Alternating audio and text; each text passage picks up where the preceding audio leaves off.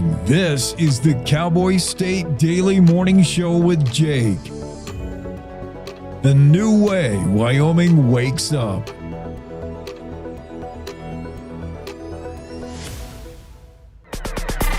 It's time to take a look at what's happening around Wyoming. From the Cowboy State Daily News Center, I'm Mac Watson. In a notorious case that made international headlines, Wyoming man Cody Roberts pleaded guilty Thursday to torturing a wolf and apologized publicly, telling the court he sincerely regrets his actions. Cowboy State Daily's Claire McFarland reports from Pinedale.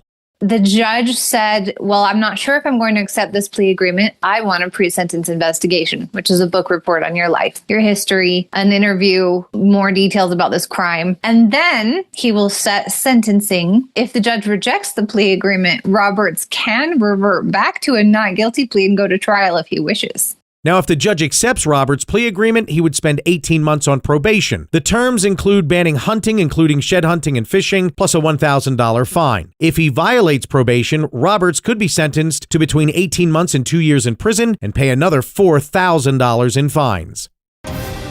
The Wyoming Highway Patrol is being audited after the agency blew past its annual overtime budget by more than $2 million last year. Cowboy State Daily's David Madison reports that legislators have really heard from the public, responding to a social media campaign offering anecdotal evidence of low staffing and low pay. Now the Wyoming Department of Transportation is auditing the Wyoming Highway Patrol, looking at what went on here. There's a real surge in overtime. They ran way over budget by 226%. And some say, look, it's because we're just trying to fill the gaps. This audit and an internal investigation is going to help. Patrol Chief Col Tim Cameron, who took control of the Highway Patrol in 2023, tells Cowboy State Daily that the roots of the problem can be traced to the COVID era, where the agency began using heavy overtime to fill staffing gaps. I'll be back with more news from the Cowboy State Daily News Center right after this. WYDOT wants to remind you that seatbelts save lives. Make sure everyone in your vehicle is properly secured, including your littlest ones. Also, make sure your child seats are properly installed. This message is from the Wyoming Department of Transportation. My name is Joanne, and I'm a mom of 6 here in Casper, Wyoming. When you raise a family here, you don't just think about today, you think about the future, where your kids will build their lives and where your grandkids might grow up. What worries me is that my kids will have to leave Wyoming to find good, high-paying jobs. That's why Build Wyoming matters to me. Data center jobs are high-quality, high-paying jobs, the kind that give families a real reason to stay and build a future here. Give our kids and grandkids a reason to stay, and they will. Build Wyoming with Prometheus Hyperscale. Go to buildwyoming.com. Cowboy State Daily News continues now. After the warmest winter in Wyoming's recorded history, the quality of snowpack ranges from just okay to non-existent. Cowboy State Daily's Andrew Rossi reports that the state climate office isn't panicking, but when it comes to talking about the quality of the snowpack in Wyoming, it ranges from okay, which means that it's at or above the median snow water equivalent for this time of year, or it's absolutely horrible, and that's quoting the Wyoming State Climate Office. Now, it's not a problem yet, because December, January, and February are historically the driest months of the year, but this has been the warmest and driest winter in many Wyoming communities in recorded history. So it's possible that we could be facing some problems already that are going to persist as we move into the spring and summer. Snowpack is one of the American West's most important and unpredictable natural resources. The amount of snow retained in the mountains determines the quality of spring runoff, which has a significant impact on river flows, agricultural productivity, and wildfire risk during the summer heat. Nearly 3 years after an aggressive traffic stop of a local high school student, a Cody police officer can keep being a cop. Cowboy State Daily's Greg Johnson reports that the state board that oversees certifying law officers ruled on Thursday Blake Stinson's behavior didn't rise to the level of losing his badge. The board ruled that, the behavior wasn't the best. It didn't rise to the level of stripping him of his badge. So the officer gets to stay an officer, which he has been since it happened. The incident everybody knows is because there was a video that was put out about it that shows his interaction with the 17-year-old traffic stop right out in front of the high school where he argued with the teen, and the video was heavily edited. While the Wyoming Office of Administrative Hearings recommended pulling Stinson's accreditation as a police officer, the Peace Officer Standards and Training Board ultimately rejected that on Wednesday. Instead, the 7-member board decided he'll be cited for a code of conduct violation and be ordered to have additional training. And that's a look at today's news. Get your free digital subscription to Wyoming's only statewide newspaper by hitting that daily newsletter button at cowboystatedaily.com. I'm Mac Watson for Cowboy State Daily. I do not have guns at home. I feel really safe and secure having a gun in the house. Judge, my opponent is completely disregarding almost half of my arguments which I responded to. Communities must step up Laws and alone protest cannot against this stop normalizing. bullets. Our community must educate and push back against all that violence. Every individual needs to be aware of what they can do to keep kids safe. I completely disagree. I'm not gonna listen to points that are completely ridiculous. Point of inquiry. Do you guys even realize that the #1 killer of children and teens are gun injuries? Why are we fighting about this?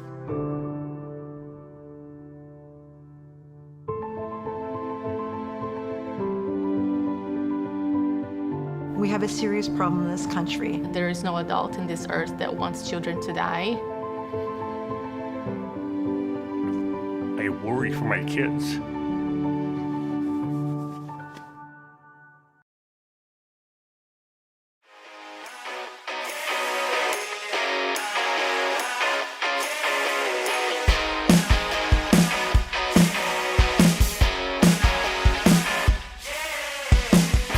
Yeah, welcome to a finally Friday Cowboy State Daily Show on March 6th.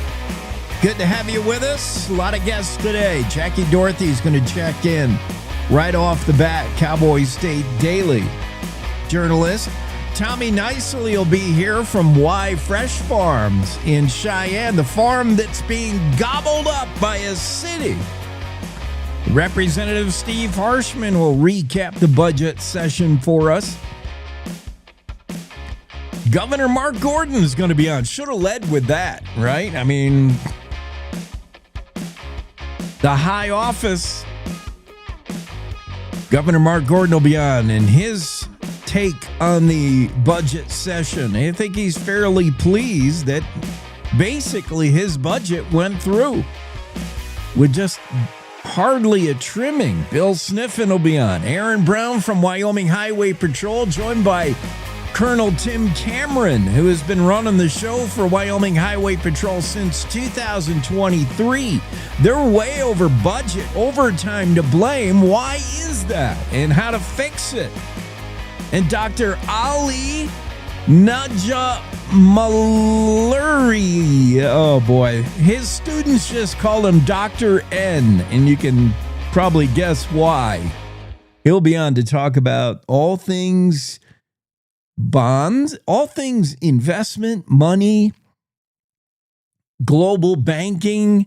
He's a University of Wyoming finance professor. He'll talk about why it's such a good deal that Wyoming's become the home vault for a whole bunch of gold. Wells Fargo. I don't even know. Renee Jean tried to explain it to me and my eyes started watering. So maybe Dr. N will be able to make more sense of it, although I doubt it, man. This dude is super smart. We'll talk about all things banking, including debt. Debt is the only time machine we've successfully been able to make right now.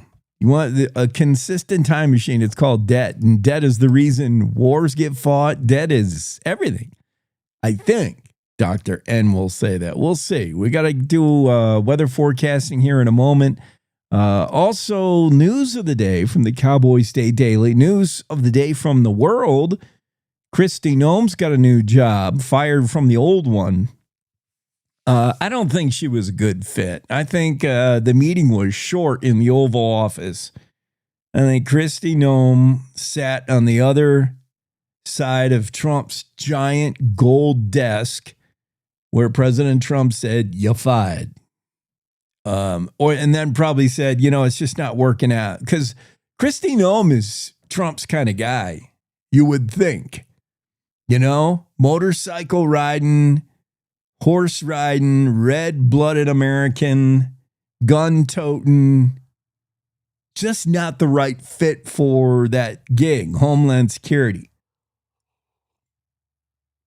I'm not sure the new guy is either. He's already getting a bunch of flack. College dropout was the next logical choice for Homeland Security director, chief, whatever. Yeah, I don't know much about that dude. But I hear some detractors already saying, oh, you replace Noam with him? And Christie gets kicked laterally to a new assignment, which nobody understands. President Trump just made up something for her, something where she could probably do more shooting of stuff and less having to be behind a mic, because behind a microphone is where Christie Noam kind of broke down. You know, when the whole ICE Minneapolis thing, and you need like a real slick politician to run Homeland Security.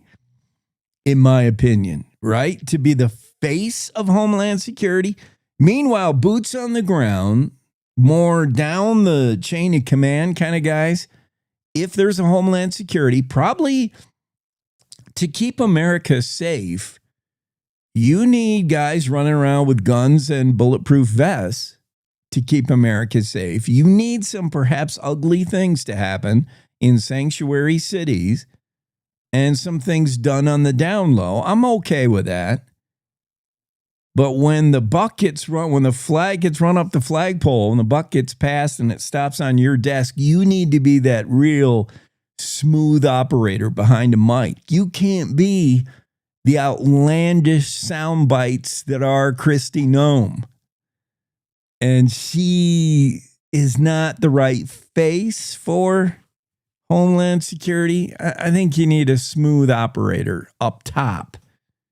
And then below the surface, you got to look like a duck swimming above the surface if you're Homeland Security, right? Everything's calm, everything's smooth. Whatever you saw in Minneapolis, it's just ICE doing their thing. Nothing to see here. Meanwhile, underneath, you're paddling like crazy. All the boots on the ground are doing what they got to do. That's Homeland Security. Yeah, I think she was not a good fit. I think HMPV's going around. We discovered it in 2021. It's an upper and lower respiratory thing. I think I had a touch of that this winter, didn't you? It wasn't a full-on flu. Flu, as I know it, is like, comes on suddenly, and you're pretty sick. High fever, can't eat, throwing up, with minor cold crud symptoms is how I understand a real flu. HMPV, I think, is the super crud that's going around this year.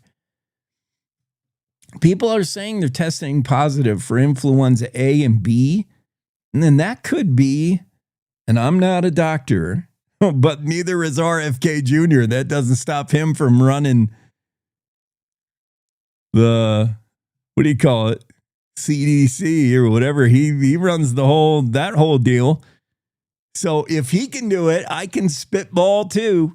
I think we're all getting HMPV, a virus with no vaccine, no treatment. And I think that's what's been running wild this year. A lot of people report getting sick with a lingering super cold. Your stuffy nose running, nasal congestion going on, coughing, it's getting in your lungs, and you just can't get rid of it. If that's you, and I think that was a lot of people this year, and right now HMPV is running high in California and New Jersey, for instance. Centers for Disease Control and Prevention, CDC, says HMPV is running hard right now. Upper and lower, I just mashed words together. Upper and lower respiratory disease with no vaccine. Not a new virus in 2026. First discovered in 2001. Cases haven't spiked to recent levels as seen now until April of 2025. We saw a pretty high surge of HMPV. Was this brought on by COVID? Maybe. Because all of a sudden, COVID started a whole a parade of letters we now have to be concerned with getting sick with. Do I have RSV or COVID or HMPV or whatever letters we can think of? All of a sudden, all these letters, I think HMPV from the symptoms sound like what a lot of people get. It's similar to flu, but where the flu will really knock you on your butt and manifest also in high fevers, in my opinion. Flu is achy joints, running a fever, and you really want to be kind of down. You don't have a whole lot of energy. Symptoms of HMPV more likely to include the cough. Number one, the cough, nasal congestion, shortness of breath. And sometimes these symptoms can linger long enough to become bronchitis and pneumonia. I think HMPV, which makes the rounds in winter, is what a lot of us are getting hit with this winter. I think. I don't know. I'm throwing it out there. Again, I'm not a doctor, but neither is Kennedy. And we both get to go off on what we think is good. For instance, my cure for HMPV, Fruit Loops. Definitely. Fruit Loops and peanut butter toast. Casper winter weather advisory till about 2. Snow with highs around 40. Riverton, chance of snow. Breezy, highs 45. Evanston, chance of snow mainly after 11 this morning with highs mid-30s. Riverton, winter weather advisory. Mostly cloudy, 41 today. Pinedale, chance of snow mainly afternoon. Otherwise sunny, breezy. In other words, you're going to experience just about the gamut in Pinedale. Sun, snow, wind, 38 the high. Ugh.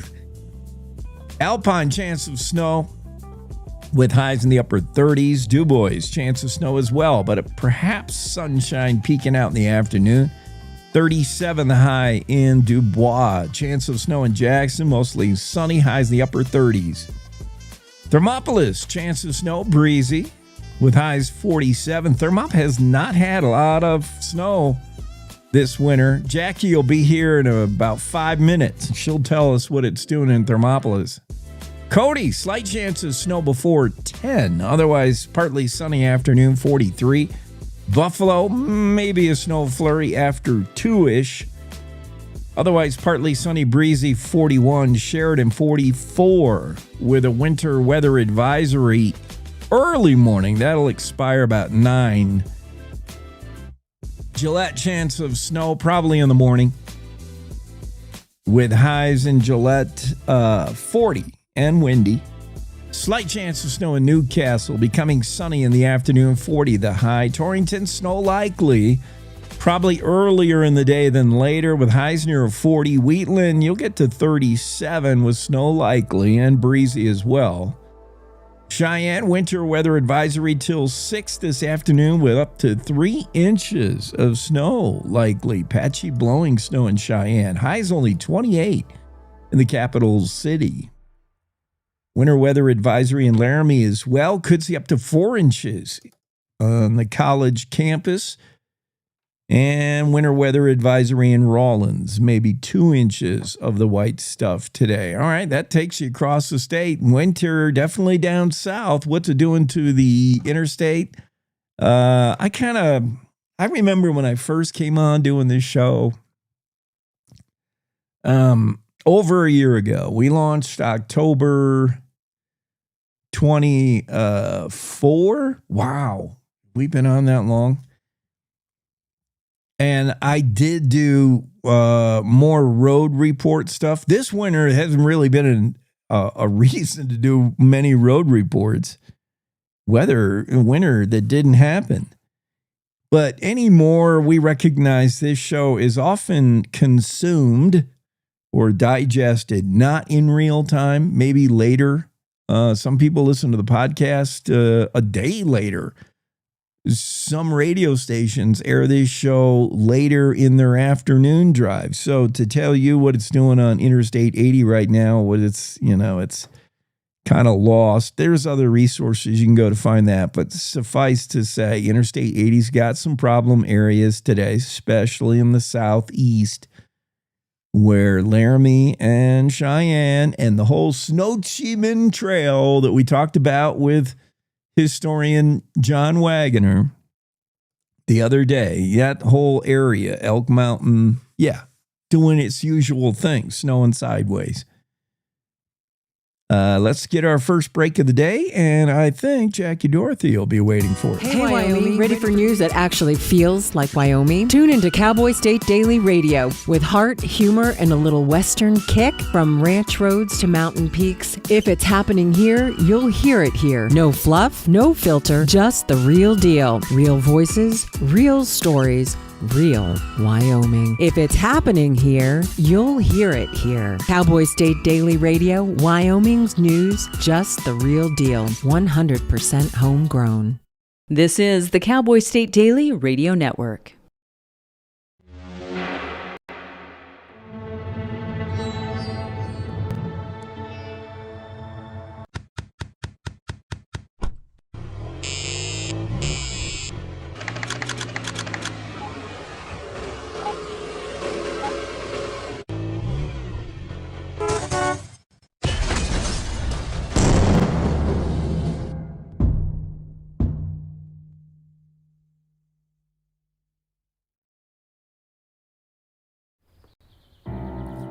Hi.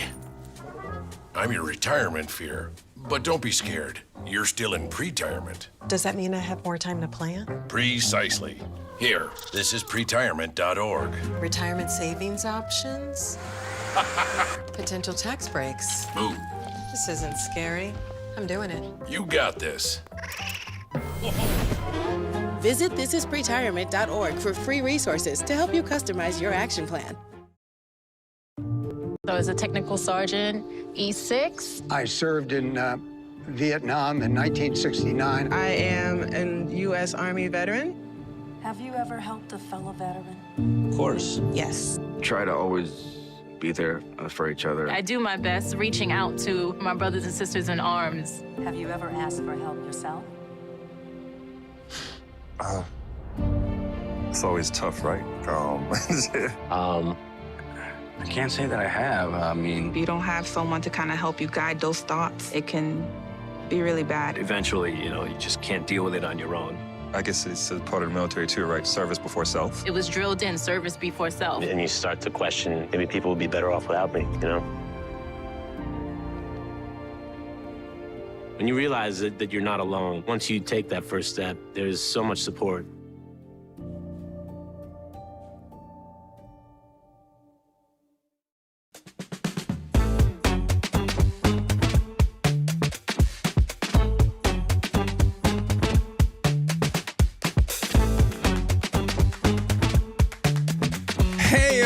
We're back.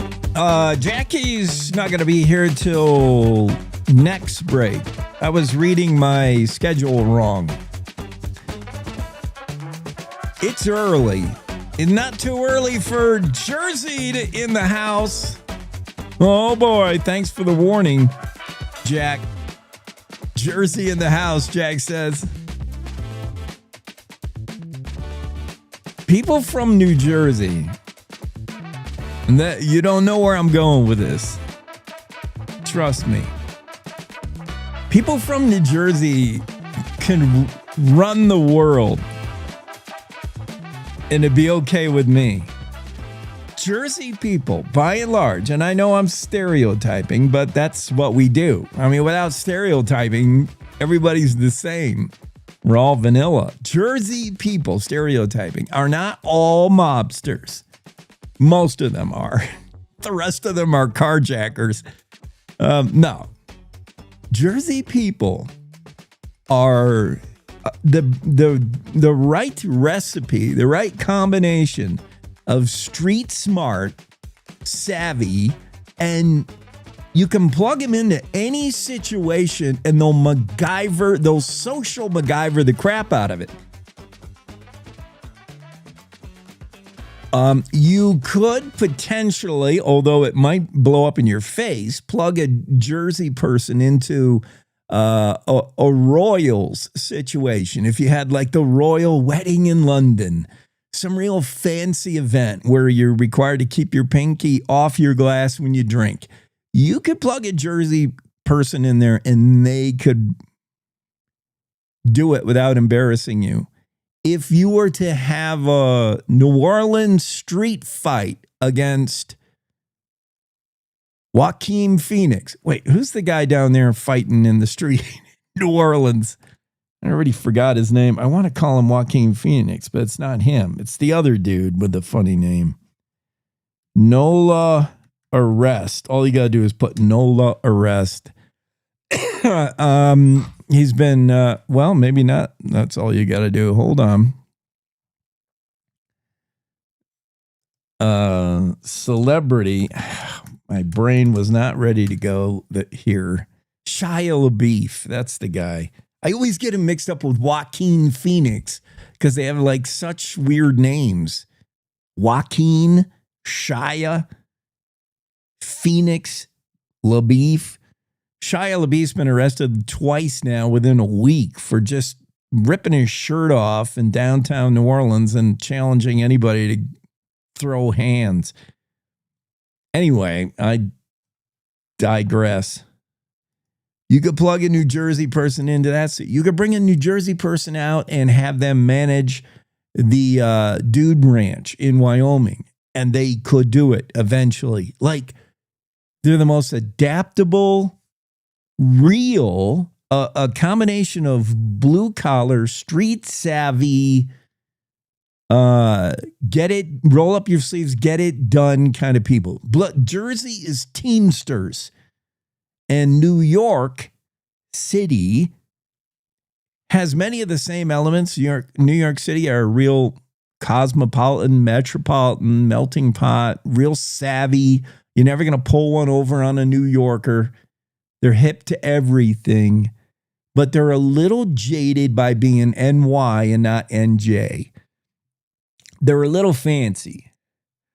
They're Teton County's version of Wyoming. You know what I mean? Whereas Jersey has most of the good stuff of a Manhattanite, of a New York Cityite, without any of the bad. New Jersey people, they're pretty real. And you want them in the foxhole with you. That's all I'm saying. And Jack, if you're listening, you know I'm right. That's enough about you guys. I don't know if they still have the drones flying over that state. Remember Jersey had all the drones and then that just went away. That tells me that was media sensation. Were the drones really that big of a deal? We had that one New Jersey sheriff on this show. And he said, yeah, the drones are flying around. We don't know where they come from. We call the FAA. They don't like, we don't know. We call the governor of New Jersey. He don't know. Then we ran it all the way up to D.C. And at the time, Biden was running the show, and Biden said, yeah, we know about it. We know what it is, and it's nothing to worry about. That's all he said. Sleepy Joe, Sketchy Joe. Remember how quick we forget? New Jersey was being invaded by drones. Swarms of them flying in formation, just weirdness, spying on people. Now, none of them like drop bombs or anything, but Jersey, you could not swing a dead mobster in New Jersey without hitting a drone during that one period. And it came out to Wyoming too. There was drones. So we had that sheriff on. He's so funny. I forget his name. He was great. He was so Jersey. And he was talking about the drones, and he's like, yeah, you guys got them too. Watch out. It's not just us. He's like, you guys in Wyoming, careful of them drones. He's like, at least over there, you can shoot them down. True. We're all armed here. And then when asked what they were, and notice they went away right after that. The totally inadequate quote from the President of the United States regarding drones over Jersey was, yes, we're aware. Yes, we know what they are. And it's nothing to worry about. Talk about an explanation that all it does is double down on the fear we have of drones. If I was this anxiety ridden over the drones before Biden's comment, now it's this. Yeah, we know what they are. There are drones. Don't worry about it. Okay. Yeah, that did not help. Why am I even talking about? Oh, I was talking about Jersey people. I'm so easily sidetracked. YDOT is auditing Highway Patrol. They're not the same thing. Some people get them confused. YDOT is the Department of Transportation. They're keeping the highways maintained. Wyoming Highway Patrol is the troopers. They're keeping the highways safe. YDOT has budget authority, fiducial authority over Highway Patrol. And YDOT says, you guys been logging some crazy overtime, like too much.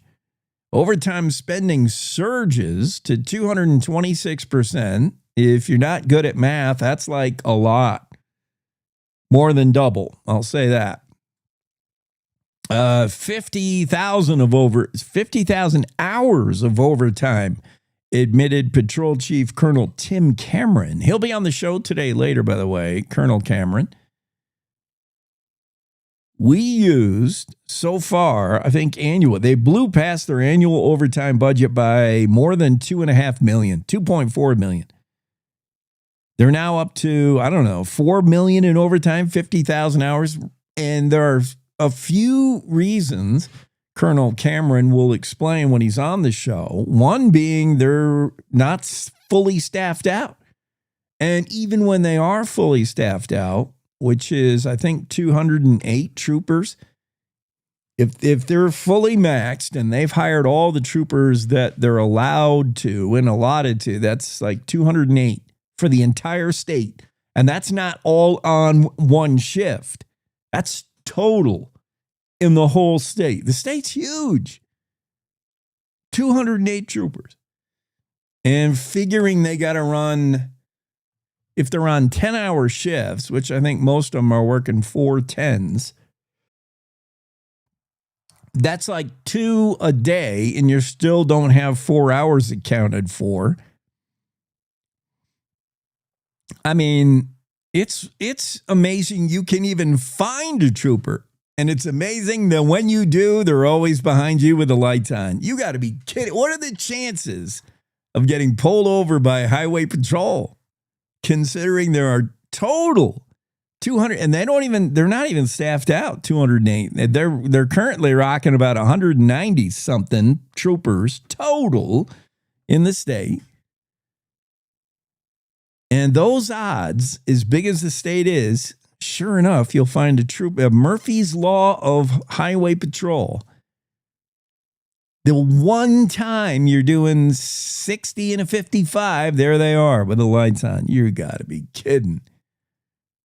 I'm authorized 208 trooper positions. Cameron said we have 190 in place. So they're running short, which accounts for overtime. When you don't have enough dudes and dudettes out there to wear the badge, get in the car and pull people over, then you're rocking overtime. Also, the nature of those 4 10s, you work a 40-hour week. Also, typical to law enforcement, it's not a regular cookie cutter job.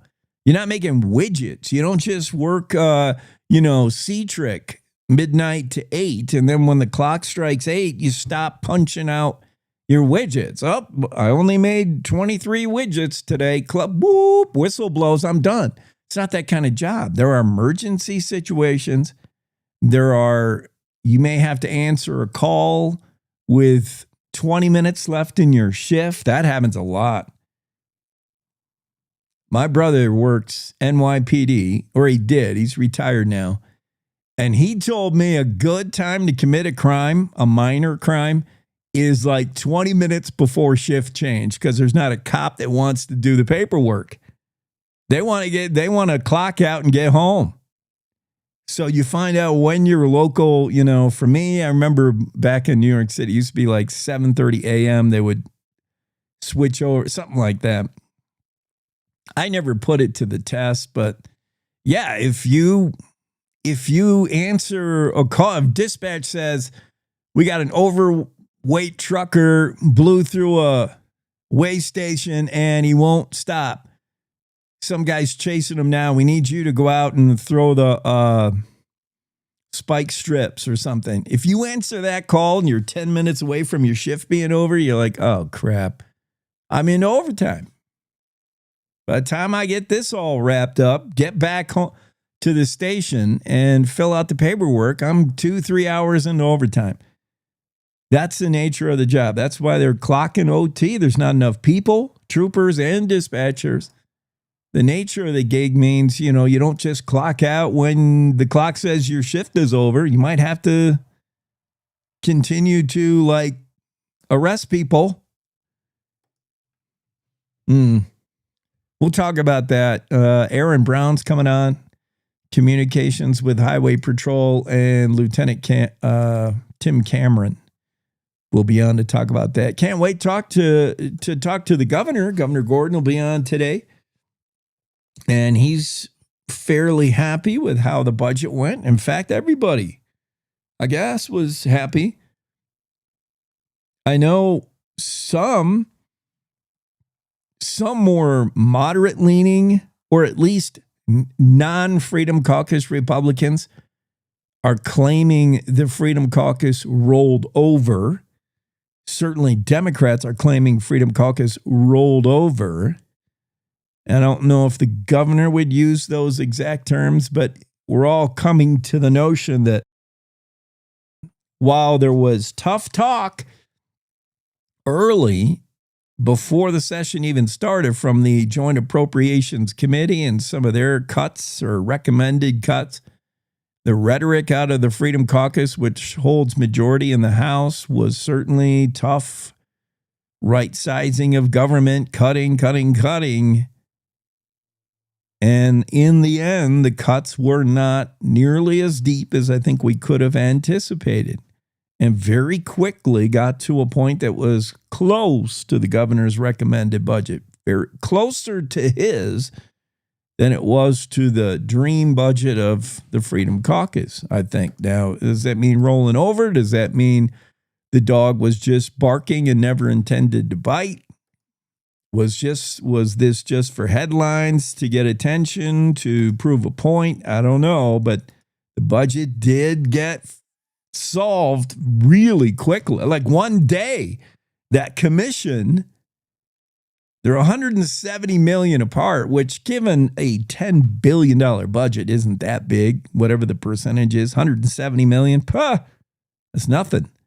Seems like a lot. You're $170 million apart. You pick 5 of your guys, and I'll pick 5 of those guys, and they'll let them hash it out. We were looking for like a knockout, drag out, going to go out all week, like the jury that has to order in Burger King and sequester there for days.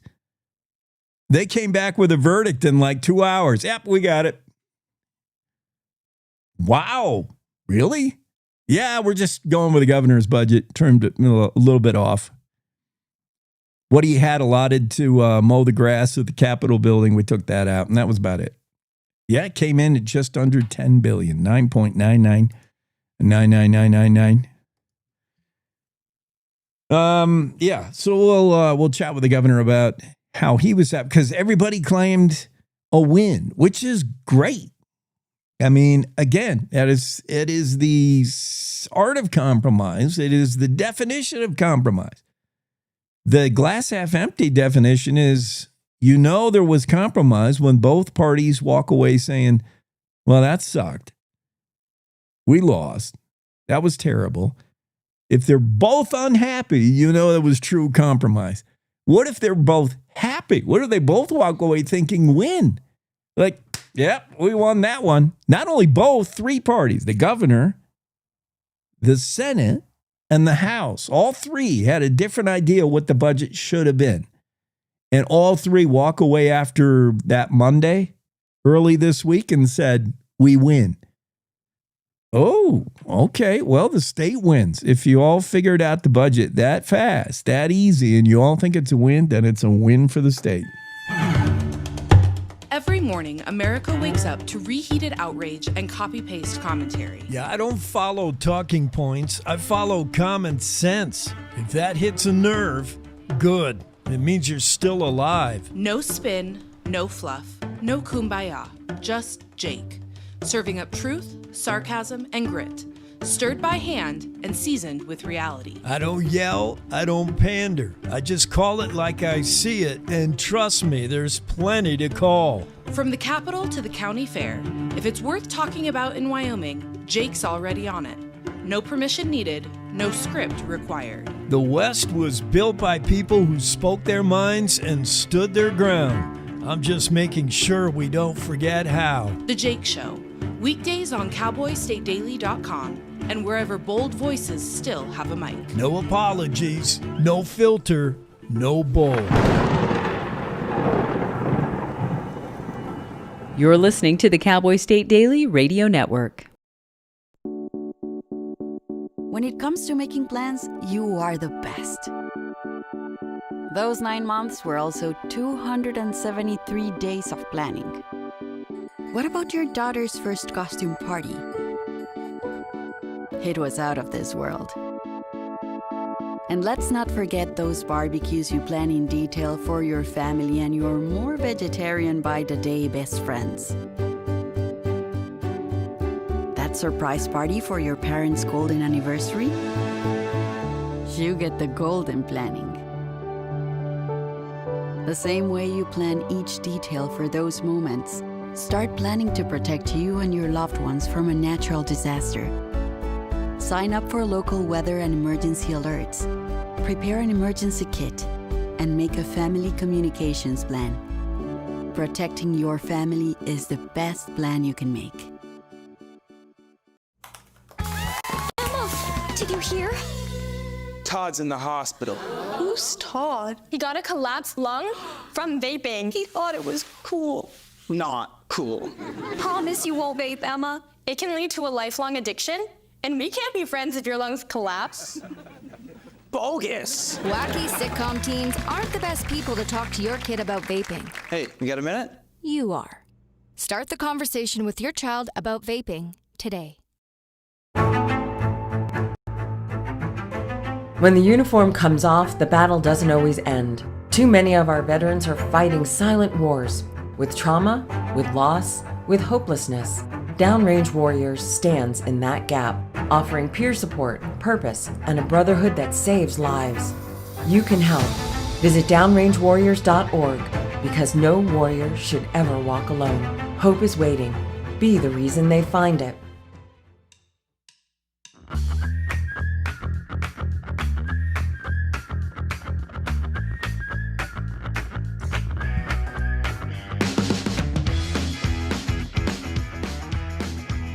I ran, I walk, I ran, schmaran. If the conflict in Iran and the choking up the Gulf of Hormuz or the Hormuz Strait is the reason I'm paying like over $4 a gallon for diesel, all of a sudden, like overnight, maybe I can ask the global marketing genius that we got. We have a university professor on today in the last hour, and he knows all about forces that move bond prices around up and down. He probably knows what causes gas prices to be so volatile. We don't get that much of our oil from Iran, if any. Although oil tankers where we do get our oil from Iraq and Saudi Arabia and etc., nations friendly to the U.S., they do have to go through the Hormuz Strait. And if it's shut down by Iran, and it kind of sort of is, Trump said he's going to send some escort ships in there, but if that has disrupted some of our oil flow, I don't believe it's affected that much. After all, we just stole Venezuela's oil. We got all that. We got Canada's oil. We got Wyoming's oil. We get oil from a lot of different places. If there's unrest in the Middle East, it should not affect the market this much, according to Jake, who is now not only a doctor who says you probably got HPMV or whatever it is, but you also are, it's also stupid what gas prices do at the hint of anything like a hurricane in the Gulf of America or bombs dropping in Iran. Now all of a sudden I'm paying whatever for diesel. And Trump's only response is he campaigned on the notion that he would lower prices at the pump. President Trump now says, according to Reuters, on rising gas prices when asked during the Iran operation, prices of gas are on the rise. Trump said, quote, if they rise, they rise. Well, that sounds a lot different than the guy who was campaigning saying, I'm going to bring down prices at the pump. I think he's acknowledging he doesn't even have the power to do that. Nobody does. How does it happen? Trump doesn't know. Maybe Dr. Ali N knows when I have him on later. Maybe Jackie knows. Jackie Dorothy. Why? One bomb falls in Iran, and now I'm paying over $4 a gallon for diesel. Like in a day. It was like $3.60. I don't know. I was too distracted by the snow that was falling. I was going to ask you. I was doing it in Jackson. You got snow in Thermopolis? We do. There was a big rain falling last night, and I was like, wow, rain, we can use this. Woke up to a little mini blizzard going on. Ooh. Yeah. That's what Don Day says. You're going to get some snow today. Mostly down south on I-80. Cheyenne, Laramie, you're getting 3 or 4 inches. Yep. I'm sure he could have predicted the oil prices as well. We'll add that to his repertoire. He'll be on next hour. I'll say, Don, how many inches of snow in Laramie today? And how many tens of cents are going to add on to my... I should have filled my tank before the Iran conflict, but I did not have inside knowledge like some people did. Oh, well, I am in a diesel. I know gas is enough too as well. I can see the prices going up. Darn it. Jackie, you've got a story about the former Worland police officer, Myron Chatwin, sentenced Wednesday, 70 years in prison for sexually abusing 3 children that we know of. What's the end result here? I don't remember this case, I don't think. It's because it's been so long and drawn out. Oh. When you start looking at the dates, Claire was covering this back in beginning November 2024. The children had actually been going to authorities for quite a while before he even got charged. So there was a lot to this case and just horrific. One of the things that I learned about the state of Wyoming, thanks to Judge Bobby Overfield, was that, and the attorney, is that in Wyoming, there is a minimum sentence for sexual abuse of a minor, and it's 25 years. And that they take it seriously, and we're one of the few states that really pursue it when you do such an egregious assault on a child. I like that. They were under 13 years old. They needed our protection. I was all for throwing the book at this guy. I mean, that's my personal thoughts, but also our law says you cannot do this. You do not do this to our kids, especially a person of authority. And that's why it was covered, is he was a police officer. He was seen into these children. He was authority, and their trust has been so broken. They have a lot of healing, a lot of going forth. And the fact that they actually stood up on the witness stand, I definitely say they had courage to come forward and actually, and they feel guilty. That's the sad part. You really see the trauma that this has inflicted on them. They feel guilty for what he did. Yeah. And that sometimes without proper counseling and for, the wrong kind of person, that can stay with you for a lifetime. Former Washakie County Sheriff's Deputy, that's who we're talking about, sentenced in Washakie District Court in Worland on Wednesday, 40 to 70 years. Judge Bobby Overfield dropped the gavel on this and said a direct apology is lacking.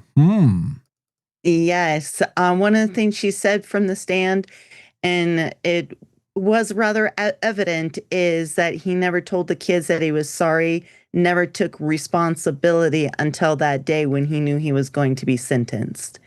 And the only emotion he had was when he was begging for them to give him probation and not jail time. Yeah, because you got to feel that, I don't wish, bad on even evil person like this, but a cop going to prison for messing with kids, that's like the trifecta of shiv. This dude's not going to be able to take a shower without his head on a swivel, I got a feeling. Yeah, that is true. So Claire has just come back to Crime and Courts after covering the budget session. I'm sure she enjoyed that. It's so busy.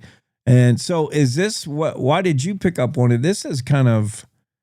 I was in Thermopolis and she needed somebody to come and do the story for her. I have covered court cases, but like I told Claire, it's been 15, 20 years. And it was a horrific one as well. Yeah. It was a cold case in Fremont County where a father had murdered his 13-year-old. And so for me, going to court, it's always seems to be just the stuff where you're like, yes, I am so glad he got justice. When Jackie Dorothy's byline is on a court story, it's horrific, unfortunately. Man. Only saved the worst for you, I guess. I suppose. Yeah, it's terrible. I mean, any sexual abuse of a minor, these are kids that can be easily taken advantage of, and especially when you come from a position of authority and you wear the badge. That's awful. It's a black eye for everybody who wears the badge. It's just terrible, terrible stuff. Since I hadn't been in a courtroom in such a long time, I was taking notes about everything. Yeah. And what I noted is that Judge Overfield was talking about why you do these, why you give such harsh sentences, is to also send a message. We don't accept this in Wyoming. This is unacceptable and you will be punished to the most that we can. We do not take this seriously. Yeah. Or we do not take this lightly. The punishments for the guilty, this is your punishment for doing these crimes, but it's also for a deterrent for anyone else who, I don't know if that goes through your mind when you're factoring, should I, do this? I better watch out. This guy got 40 years. I don't know anybody who's thinking it through like that, but consistent case sentencings like this send a message that Wyoming has no tolerance for such and such. Absolutely. And I think that if you do, and if we continue to cover stories like this and to tell people, Wyoming does not tolerate this behavior at all. And there are consequences, especially, again, a police officer who did this. Let's turn our attention to brighter things. Look at Hollywood Westerns, iconic Roy Rogers and his horrors. Trigger, right? Trigger's the one? Yes. It is funny because when you were talking about diesel prices and gas prices, I started thinking of these plastic saddles, how expensive they were to make. This was, this takes me back to the Iron Riders when they were going in the 1800s to replace bicycles with horses. This is something during the war, they were going to replace leather with plastic. But there were issues. But the cool thing about this is Roy Rogers loved these plastic saddles. They looked great on the big screen. They were bright colors. Think of his iconic, for those that know Roy Rogers, like you and I, there's the brightly colored saddles. Who would have known that they were plastic and were only made in Lusk, Wyoming? Lusk. Yeah, that is pretty neat. Putting Lusk on the map. Who I would not prefer a plastic saddle. I can't think anything good about them other than the look. I mean, they're going to give you a look that leather can't, but as far as comfort and everything. But Roy Rogers, he enjoyed the plastic saddle. What a flashy look. Definitely all about the look. I mean, I've talked to another cowboy and he says that wouldn't be allowed in my garage.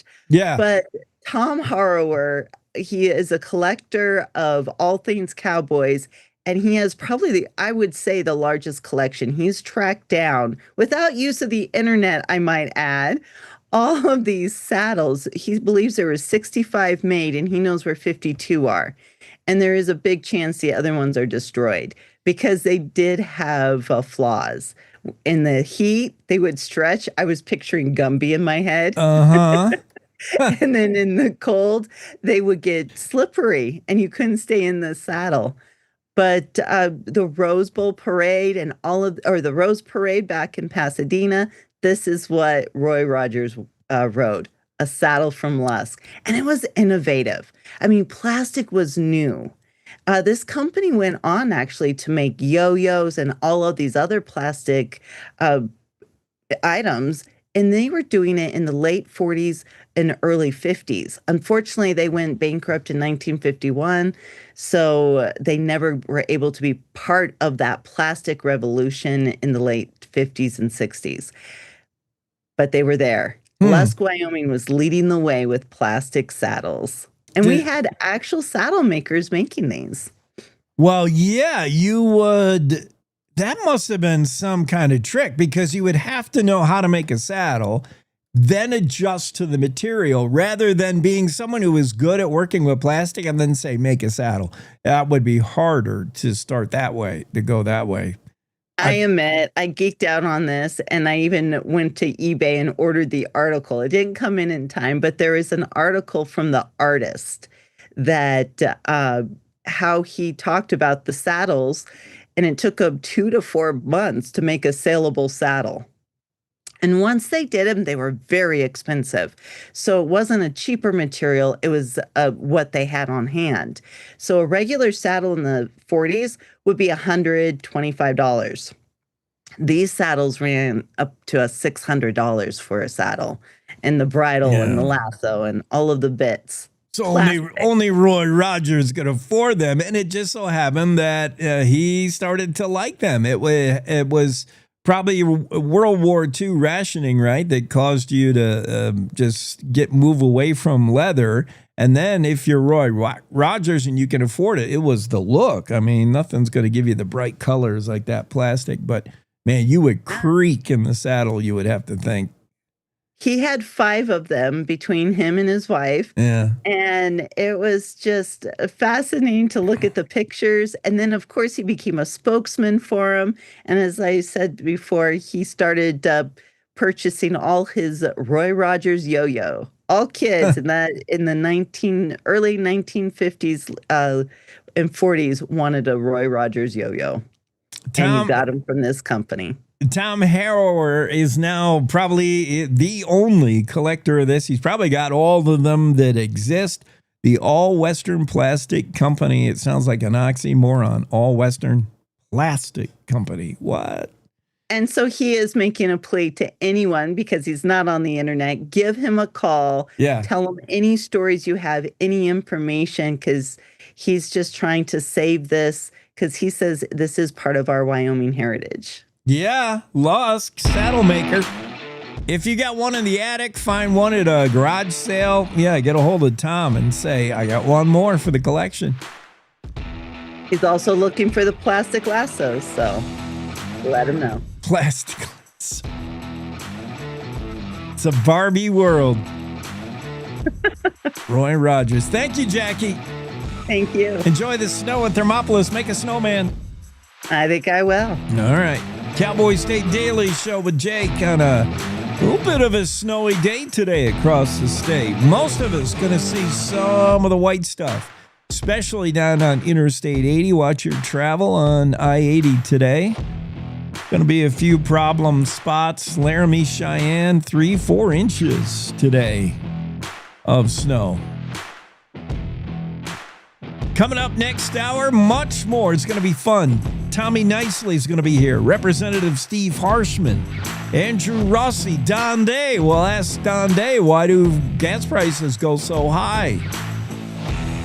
See what he says. He's got an answer for everything. He may have something for us. Right now, though, it's time for news.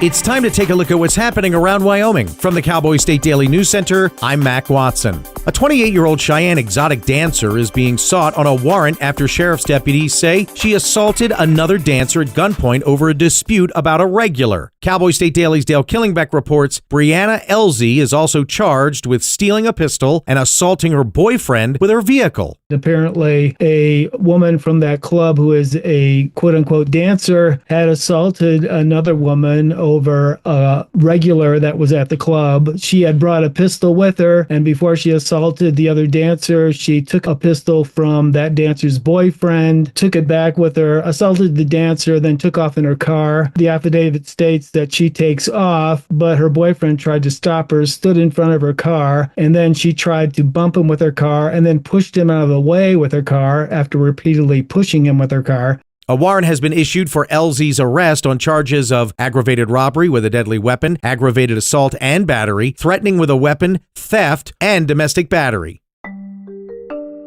Though widely opposed by Wyoming law enforcement, the Second Amendment Protection Act cleared both chambers of the legislature. Cowboy State Daily's Mark Hines reports that SF 101 must pass concurrence with both chambers before heading to Governor Mark Gordon's desk. Might not be a done deal at this point because Gordon, they essentially tried the same bill last year and Gordon vetoed it. But this is that one that basically the bill lays out that if for whatever reason a federal entity or federal agency is coming into Wyoming with the express purpose of seizing firearms, ammunition, or firearms accessories, Wyoming law enforcement may not help them in that endeavor. No law enforcement officers that testified regarding it during the committee hearings were in favor of it. Having previously passed the Senate, Senate File 101, the Second Amendment Protection Act, passed the House on a third reading by a vote of 40-21. I'll be back with more from the Cowboy State Daily News Center right after this. WYDOT wants to remind you that seatbelts save lives. Make sure everyone in your vehicle is properly secured, including your littlest ones. Also, make sure your child seats are properly installed. This message is from the Wyoming Department of Transportation. My name's Brady Thornock. I manage my family's ranch here in Uena County. Ranching teaches you to think long term, and it teaches you that Wyoming stays strong when there's real work here. That's why I'm building a data center on this ranch with a Wyoming company called Prometheus Hyperscale. This project will create thousands of Wyoming jobs, and it will use Wyoming's natural gas resources. We need to build Wyoming. I'm doing this for the future of Wyoming. Build Wyoming with Prometheus Hyperscale. Go to buildwyoming.com.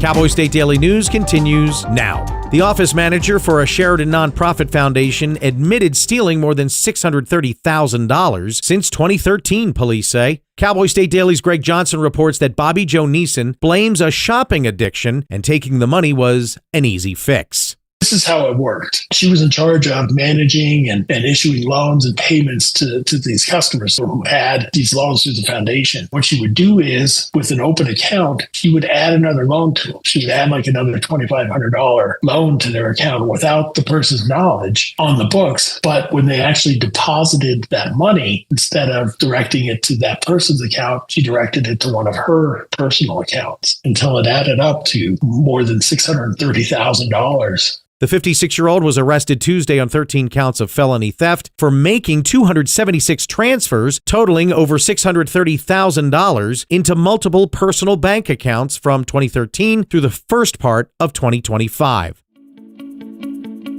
By the stroke of Governor Mark Gordon's pen Thursday, now all Wyoming police officers and deputies, not just federally certified state troopers, can pull non-English proficient commercial truck drivers from the roads. Cowboy State Daily's Claire McFarland reports that this has been in the works for a long time.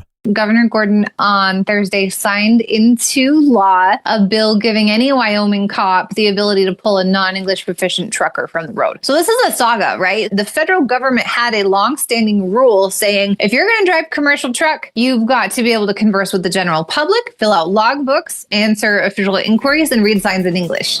Governor Mark Gordon on Thursday signed House Bill 32, which cements into state law an option for local law enforcement to cite non-English proficient commercial truckers from the state's roadways. Before Thursday, only Wyoming Highway Patrol troopers certified federally for this action could do so. And that's today's news. Get your free digital subscription to Wyoming's only statewide newspaper by hitting that daily newsletter button at cowboystatedaily.com. I'm Mac Watson for Cowboy State Daily.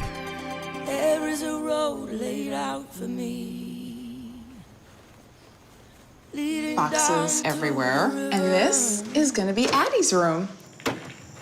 I think you're really gonna like it. I hope so. Yeah.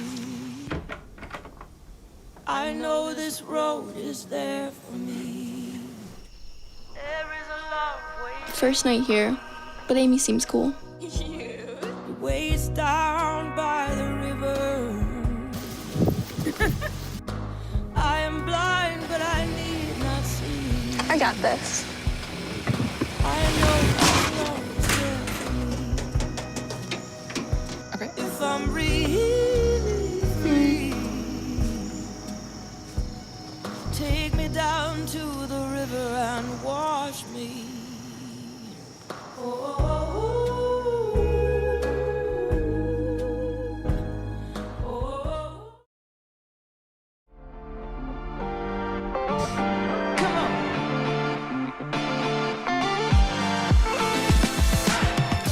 Cowboy State Daily Show with Jake on a finally Friday, and we get Farmer Knisely into the scene, Tommie Knisely. She's with Y Fresh Farms, Cheyenne. It's the farm the city gobbled up, this sci-fi horror movie that is playing out to be a horror for the Knisely family. We've had Tommie on before. We've had Mayor Patrick Collins on, Councilman Laybourne, all the subjects of the story to get you caught up. And I might have my facts a little off, but we don't let minor facts get in the way of a good story. And Tommie will set me straight if I'm wrong. Y Fresh Farms, Tommie and her husband bought the property like over 2 decades ago with the warning, the caveat that, hey, you're not on city sewer or water. You're on your own there. And it probably caused a lot of people to walk away from the purchase. The Knisely say, nah, that's just how we want it. We thinking we have some future plans. Those plans really came into fruition when we saw state laws change regarding being able to sell milk and market direct to people. And suddenly there's a pretty good little farm going here at the farmers market, supporting some 50 local farmers. And now look at the city has kind of grown and surrounded this property, and we're looking at annexation, which for the Knisleys comes with a lot of question marks. Can we still operate like we do? The city says, yeah, for the most part, but I don't know. The nightmare just begins maybe next week when third reading comes, I think scheduled for March 9th. Tommie, thanks for being on. How you holding up? You got the chickens fed yet this morning? Oh, yeah. They get up a lot earlier than people do. Yeah. But yeah, I always like the snow, but good morning, Jake. Good morning. Thanks for having us back. And yeah, Monday's the day. So yeah, ready or not. All right. Before we get to annexation, what's been going on? What will it mean? Explain to people the business model and where you are today? You got kids involved now and they want to take over some parts of the operation. What is the day-to-day at Y Fresh Farm? What do you do? Because I hear you say, you participate in the farmers market and you have other producers and farmers depending on you. Like, how does it all work? What do you do every day? And it's a sustainable business model? Like, it's a real business now. And it is. So we actually don't have to do the farmers market anymore. Okay. We're really excited about that. Our farm stand gets enough community to come out to support. And so our farm stand runs 6 days a week, has a little bit of wonky hours because we are a working farm. But the greenhouse is right by the farm stand. So like herbs and vegetables can be picked right when you buy it. We grow on Y Fresh. We do a lot of urban market gardening. So a lot of vegetables with some pastured poultry and some sheep. And then we do have, and we've had milk cows and various, a farm, right? Anything you can think of a farm. We've had geese and we want to keep that flexibility, to be able to, and that's important for a business, right? To pivot if the demand changes.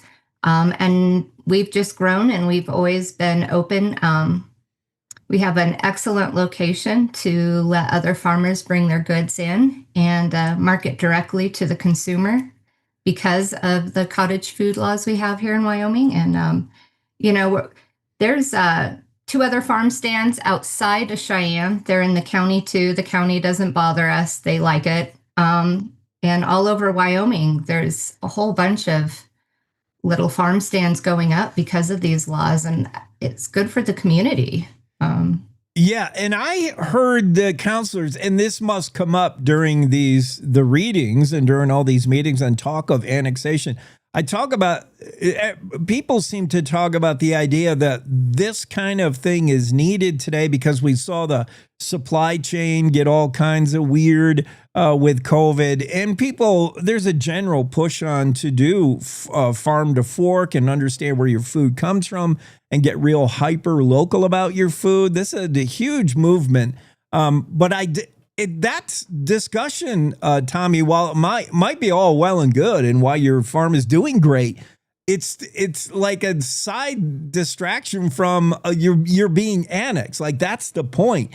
Why we're doing good or why we're selling produce is, I don't know. I don't understand that part of the argument. And I get when you come before the council, and we had Councilman Labored on, and he was in media kind of, he was vexed that you and your husband were being silly with the questions. But I see where you're coming from when you say, when we're annexed, we have to follow city ordinances, which say, I'm reading them here, animals must be on a leash. Do we have to leash our barn cats? Yeah, it's kind of silly, but you're showing the silliness of what this could mean for you. And you're showing the gray area where I don't understand how this is going to work. You're telling me it's going to work and it's okay, but how? It's not. I don't know. My son says, and I think it's right. I think they're being punitive on some of these things. You can't farm with this much regulation. Just permission for everything.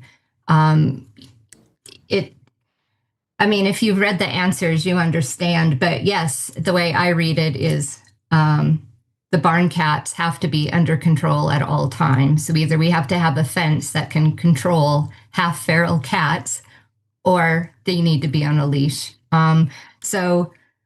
Yeah, laugh all you like, Laneborn, but you're not the one with criminal charges over this. Yeah. These are the kind of things that happen when you get more and more government. When you get city government now and not county government, there's more ordinance.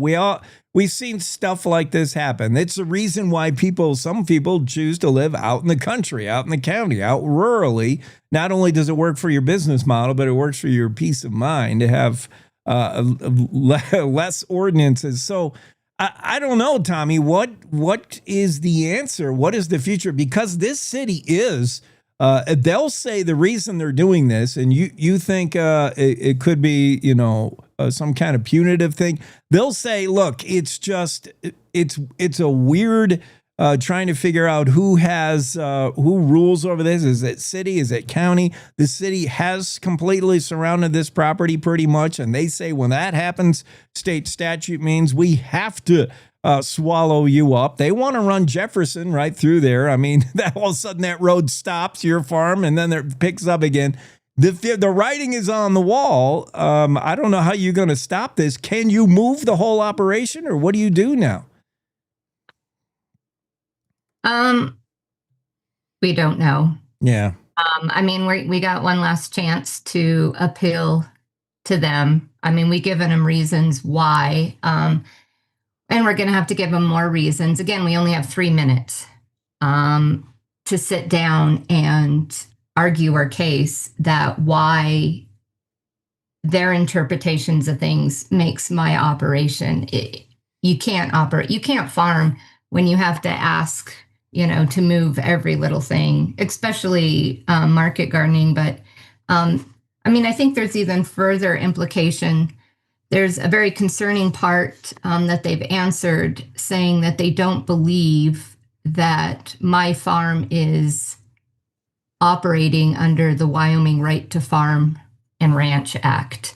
And if the city of Cheyenne wants to take a precedence on that, that could have implications to every farm in Wyoming if their city decides to grow. That's the most concerning to me. And if I lose my right to farm, I have no protection over nuisances or having livestock. I mean, anything is gone. Yeah, there's still too many unanswered questions. In fact, 143 of them, or 140 now, whatever that number is. We did get answers finally. Okay. Were they satisfactory? Because even city staff admits, like, this is a weird area. Like, this is not, attorneys are like, we're not sure how to, nobody knows really answers here. Did you got answers, but what are they like? Well, yeah, they're interesting. Okay. Well, sometimes they contradict each other. I think multiple people were working on it. It is a multifaceted issue, which is why we need to not rush in it. Yeah. Because this will kill my farm. But question to one says, we don't think you fall under, your activities don't fall under the right to farm law. That's the biggest one. Then another answer to a question is, they believe that there is a threat to life and safety of the public. They don't, because and so they're going to push forward an inspection less than 14 days after being annexed. It's not like we're some rogue farm doing whatever we want, without any supervision. We've been under the county, the purview, and they've worked with us. I've gone to them and said, here's what I want to do. And they say, okay, here's how you can do it.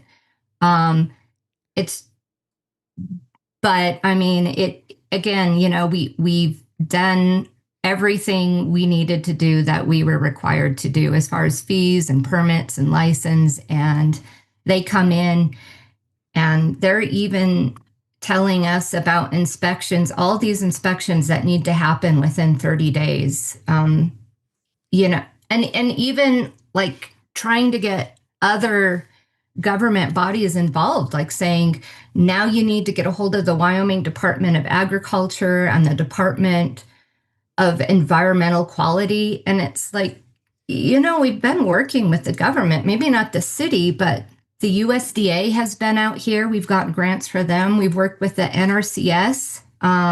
You've even worked with the Business Council. It's not, it's not like we're hiding anything, but it does feel punitive for My son says it kind of feels like Socrates, like we're made to drink hemlock for asking questions. Yeah. Boy, he's reading Socrates. This is a smart farmer. I thought he'd be doing like goat rearing 101, but this kid's on a high level. All right. Well, see, it just, I don't know if they're like targeting you or punitive. I think it's just city officials, suit and ties, don't know how to run a farm. They have no idea. They might be able to, provide ordinance and rules for a parking garage, but what the heck do they know about a rural farm? Like zero. I think that's going to be a point of friction. They don't know how it runs. They don't know how it works. And I am worried, Tommie, that yes, they're already saying now you don't comply with certain things. So how are you ever going to fit into their ordinances if they already think you're running outside of, that's probably not a good thing. I don't understand how we can't get you grandfathered in, how we can't say the city of Cheyenne, look, this property is going to be part of the city. It's going to be annexed by the city someday. You can see the map.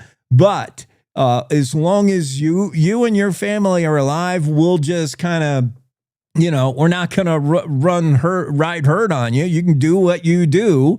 You're sort of grandfathered in and you can live a little outside of the ordinances. Who cares? Your goat's not going to go out and butt somebody to death. The safety of city people. Come on. Yeah, that's the big one, right? It's all about safety. Yeah. So, and you being allotted 3 minutes, that to me is unusual. You are the subject. You are directly involved in this case. You're not public comment Joe, where they give you 3 minutes. And a lot of people have been coming to your aid. I see the Facebook traffic. We see how many people are going to these meetings who have no dog in the fight and no chicken in the hen house. And they're going on your behalf saying, hey, our city officials are bullies on this. And they're calling them bullies. And Councilman Laybourne took except. He's like, people are treating us like we're the bullies. I'm like, yes, they are. That's the perception in the news. Yeah. We've asked the city to sit down with us, Colin's chief of staff, to say, hey, this is a unique situation. We're a working farm. Yeah. The council people have been fairly unresponsive. Again, they weren't. We weren't their constituents at the time, but knowing that they were going to force this on us, there's a few that have responded, but it's kind of a big deal. The mess is of their own making. They didn't need to do this. We've asked to meet with the council on the whole to just sit down and let's go through this. I don't expect them to know how to farm. I do expect them to be kind and respectful and listen to me and listen when I say, I'm unclear, or how is this going to work? Or can you, they have the power. So I'm not allowed, like even the fencing. So we have to protect our livestock. You're not allowed to even have electric fence. They have a provision in there for goats to do the weed control along the greenway. So they have the authority and the power to make something work. And we're asking them to, just slow down. Let's get this in here. And I mean, we're getting this weird thing like, yeah, we'll work with you. We haven't in the past, but we want to see you succeed. We'll work with you and we're just going to annex you. And then we're going to tweak things as we go, which I don't know. I know. Comforting. No, that would make me a little bit anxious. And again, the Knisely's Wild Fresh Farm not asking for a reversal of whatever that would be, a non-annexation. You're just saying, let's press pause, man. We're at the third reading already. We still have hundreds of questions. We don't know how this is going to look. Let's just hold up, press pause. So far, the vote, no indication that you're going to see the vote turn the other way next week, but so many people certainly hope it does. Tommie, good luck. Please stay in contact. We're the biggest fans of your farm. I want to eat some of the tomato. I don't know what you do there. Send some eggs. I'm a huge fan, obviously, of the ag life, and I hope you can continue to do it the way you do it. Thank you. You bet. Have a great weekend. You too. Cowboy State Daily Show with Jake. Let's get Don Day in here and do a little weather forecasting. The weather for Y Fresh Farms is going to be some moisture. That's good news for them. Everybody can use that, and that'll help stuff grow. But the biggest question, I think, for our meteorologist, Don Day, is, Don, why, when one bomb drops in Iran, I'm paying over $4 a gallon for diesel like the next day? Come on. It's a commodity. You're not in charge. Moves with markets. I mean, it's a market situation. What do you expect? Some kind of predictability, like I get with the weather. So I'm going to quote Voltaire. Oh, okay? Wow. I'm quoting Voltaire because Stand back. It really applies to the weather. Yeah. Okay. But it also applies to life, like gas prices. Okay. Okay. So doubt is uncomfortable, but certainty is absurd. Ooh.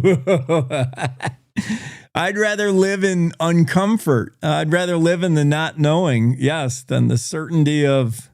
Certainty in anything it's absurd that we think things are certain.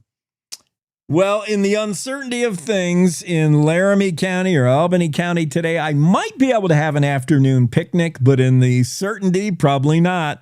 Snow on the way for the southeast part of the state. What else? It says snow overnight. It's a really nice snow for Cheyenne. Laramie's getting some good snow. There's always winners and losers. The winners of the weather lottery this week was the I-80 corridor. That the best precipitation in months. But you look at like Casper just got a few snow showers. That was it. So there were places that did really well. There were places that got missed out. And predictably so from how you saw the models lining up a couple of days ago. That's kind of how it went. Yeah, basically, yeah. I mean, the way they were lined up. And then, this system that's going through now was very close to becoming what we would say like a big March storm, like really impactful over a large area. It just couldn't get its act together at the right time. It's still bringing beneficial moisture. Like I said, the Southeast did really great this week. Yeah. But to get the bigger organized storms that cover a larger part of Wyoming, this one just wasn't able to do it. Yeah. Didn't have the energy or... It split. It got ripped apart, stretched out. Yeah. Okay.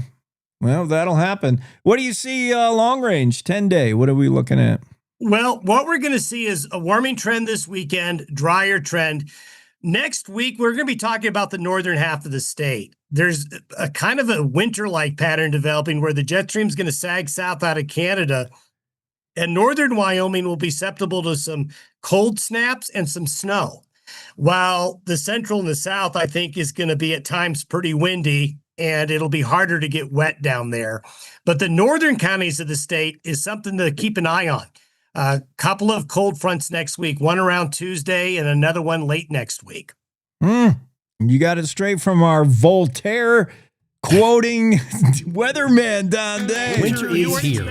Wind chills below zero, ice and snow. Oh, and the drifts. Oh, you know what it's like. But guess what? Cowboy State Daily has you covered with the most accurate and reliable forecast with meteorologist Don Day. So you know what to expect. You know the saying, if you don't like the weather in Wyoming, just wait 5 minutes. It will change. But you don't have to keep checking the skies or an app on your phone to see if it's going to rain or snow. So make sure you're getting your forecast from Cowboy State Daily's Don Day. Every day. This is the Cowboy State Daily Radio Network.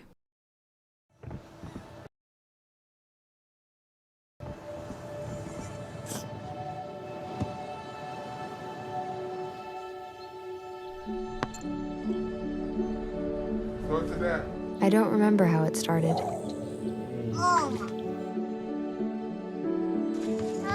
Our back and forth. Victory. Fumble. Repeat. It always came back. Dad! Okay, here we go, throw it! Yeah. You probably don't remember what you told me. was perfect. But I heard every word. Nice.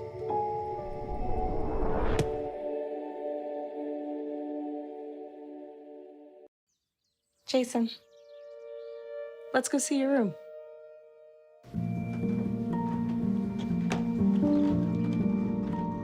What do you think? We kept it a little spare, so you can decorate it how you like.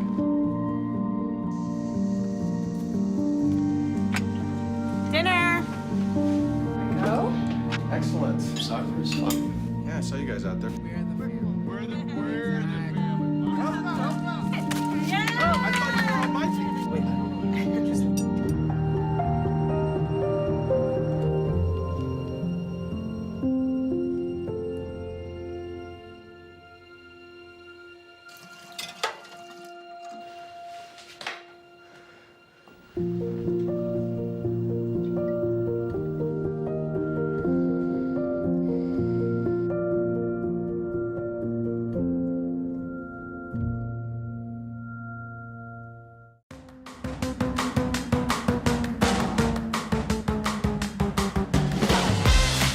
Cowboy State Daily Show on a fine late Friday. Note the date, March 6, 2026, and Wyoming still does not have a monument to America.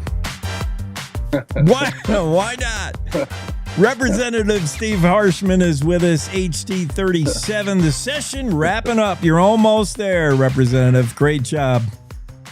Yeah. So let's talk about the budget. And we're learning early this week, we saw a budget get solved. We saw a gap. I don't know if you count $170 million as a big gap, but certainly going into the session, we expected a rough ride trying to get to a dollar amount when the governor's budget was largely ignored by the Freedom Caucus, holding majority in the House.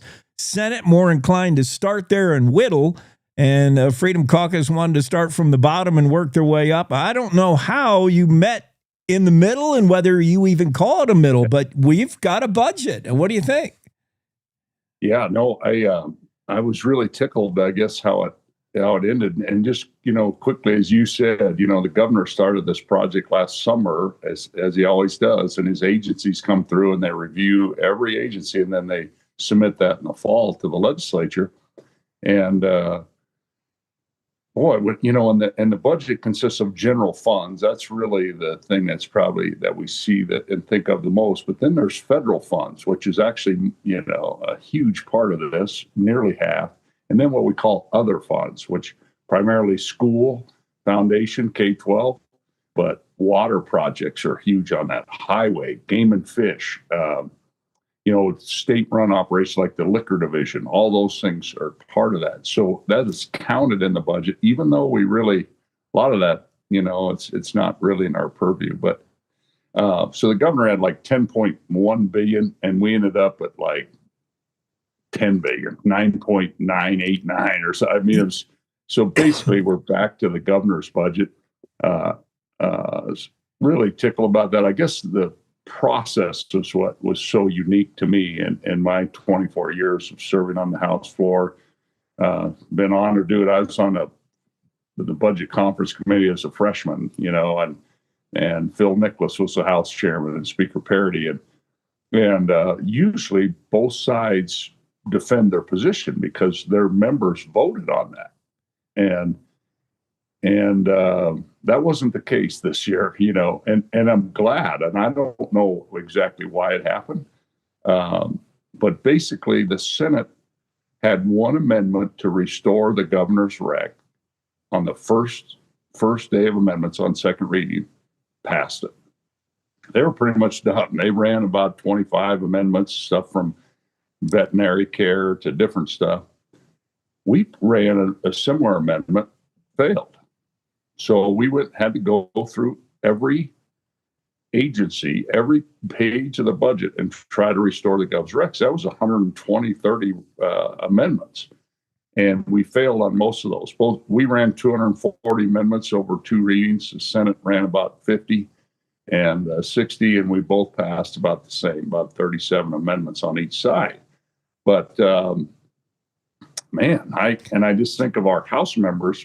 many of the Freedom Caucus who voted no, 100 and 200 plus times, and then go down and your vote is just rolled in like 15 minutes to the Senate position. And and I guess that was so surprising to me. And I hear some saying, boy, it was amazing how fast whoever they are, rolled over. But I don't want to poke the bear. I'm happy you got there. But you got to be wondering in the House, what was all that about? We're burning the midnight oil. We're working on a Saturday, and this is, the barking dog never bit. I don't know, but we got there. And I think the thing is, and I was on appropriations for 10 years, chaired it for 4 years, did speaker for 4 years, really so honored to serve. And I'll just say this, budgets are people. And it's easy to run and wear a red coat and talk, how we're going to cut waste, fraud, and abuse. And then when you actually dig into it, and we've got the leanest budget in any state in the union. We're half the budget of Montana. They do a 2-year, but we're half the budget, and so you get into looking at that deal, and we're always tight. We run a tight, conservative, really lean budget we have, long before I showed up here, and man. And so, when it ended like it did, and we're roll call vote, Harshman, aye. Yeah. Before someone changes their mind, I mean, the whole thing was, because again, budgets are people. Most of it is elderly. I mean, that's our biggest expense is Department of Health. It's elderly, disabled, and people who have really had a tough go. I mean, have got some life kind of thing. There's some folks that are, and we, that require care around the clock, that they're born with a certain condition or what have you. And we, as a society, we take care of each other on those things. We pitched in together. And so it's not that easy, when you go into. So I think it was a learning experience for a lot of new members, I think. Yeah, that's a good reminder. Representative Steve Harshman, years on appropriations, former Speaker of the House. Good reminder that in a budget session where we're talking about dollars, it is people, and how it affects people. Let's talk about some of those things, beginning with the University of Wyoming. I think you would have preferred, look, if we don't like things they're doing there, let's target exactly what we don't like and use the money as leverage in targeted ways. But to just withhold. So are you happy with the way it turned out? I think you brought the amendment to say, look, let's put the funding back, but let's withhold a piece contingent on them showing us that they got a dog in the fight, that they're going to look for savings. Right, exactly. And that's pretty much how it ended up. Now, I'll just say the governor's budget vetoes were released last night. I reviewed some of those at 11:30 last night on my phone, and I couldn't see them well. So it'll be interesting to see. I know, like some of these things with business council, there were line item vetoes. And so when we hang up today and I get to the Capitol and can open my computer, so there will be several of those line items that will go through that might change little pieces of it. Most of it is usually about us telling him what to do, how to report, do that. He'll probably line item veto those things. But for the University of Wyoming, 100%. If there's a problem, the first thing you do is you talk to them about it. Hey, I when I was on a pro's chair, they were going to cut the program that trains CTE teachers for our schools. Everybody's dropped them because there were so few students in them. And I said, you cannot do, and so I had a budget amendment to withhold a little money if they did that, because if they were going to have the program, they didn't need the money. And so, bam, the program's still there. It's kind of been revamped. It's now picked up numbers and it's doing what we'd want. There was a time in the 1980s when we were in that bust here in Wyoming, they dropped petroleum engineering. There were no students in petroleum engineering at the University. Well, we brought that back. It's tier 1. It's one of the best in the world. And so you talk about these problems and then you go solve them instead of just saying, hey, cut 40 million, Yeah, it's easy to talk in theoretical space also about what the Wyoming Business Council does. Are you happy with the way that turned out? Because we heard words, a lot of W words. Is it welfare or well-being? Is it handouts or a hand up? What went on with the Business Council? And that also is people bringing jobs for people to the state. What do you think about what Business Council? You know, in the Business Council, it's been revamped a time or two since I've served. I mean, when it first started, 25, 30 years ago, there was a lot of building of business parks, and it was build it and they will come. That was kind of the thought back then. And we've obviously evolved, and they're no longer doing that. But really, that's the biggest difference in the budget. The only dollar difference is we really funded the Business Council for 1 year, and we're going to work on it instead of the 2-year budget. And boy, I heard from a lot of people now, are there, it should always be under scrutiny. That's what our job is to do. But I think if every state in the union is going out recruiting business, and I think part of how we've evolved is for the Business Council to help our local communities to help new entrepreneurs, to get this thing going. How do you get your business? How do you do this? Where can you go for help on this? And so to have kind of a clearinghouse for a lot of that is really important. And so I think we'll take a good hard look at it again over the interim, work with the executive branch, and try to get better. That's the whole idea, is continuous improvement. I think that was the end game of this. The outcome was we need to understand more of what it is you do. And the Business Council themselves said, yes, we would love to show you what it is we do. So great. More transparency is going to be the end result and the outcome. Currently, I think you're still hashing out the one last thing before they send you all home and you can get back to Casper. And that's recalibration, funding education. It's kind of a battle between wanting to give school districts flexibility and allow them local control spending and then come up with a one-size-fits-all budgeting. Where are you with recalibration? What do you think, Representative Harshman? Right. Yeah, and that bill's gone to the governor's desk. We've finalized. But I think, we didn't really change the model in as much as what we've been doing for the last 25 years, because it's working. I mean, our schools are strong. We're doing great, and again, continuous improvement. But I think there was this push to kind of. We've usually given it's been a block grant for the most part, and with a few little silos on certain things. But this got heavily siloed, where they put all the instructional dollars in one silo, and I think.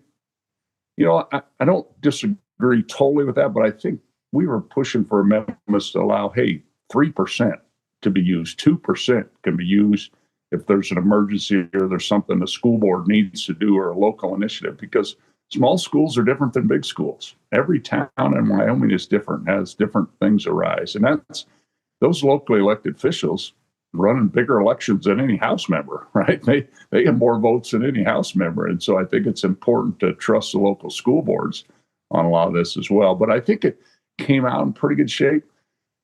There were some things I think still need improvement. I mean, the 3-year rolling average, these things, I won't geek out on that with the audience, but there were some things I'd like to see change. None of us get exactly what we want. I think the regional cost adjustment, I don't think it costs to employ teachers in Shoshone and in Fremont County is more than it is in Casper and Campbell County. I just don't believe that's the case. And I believe it is the case in Teton County, right, and Lincoln County. But so those are some things I think are going to need continued work over the next year.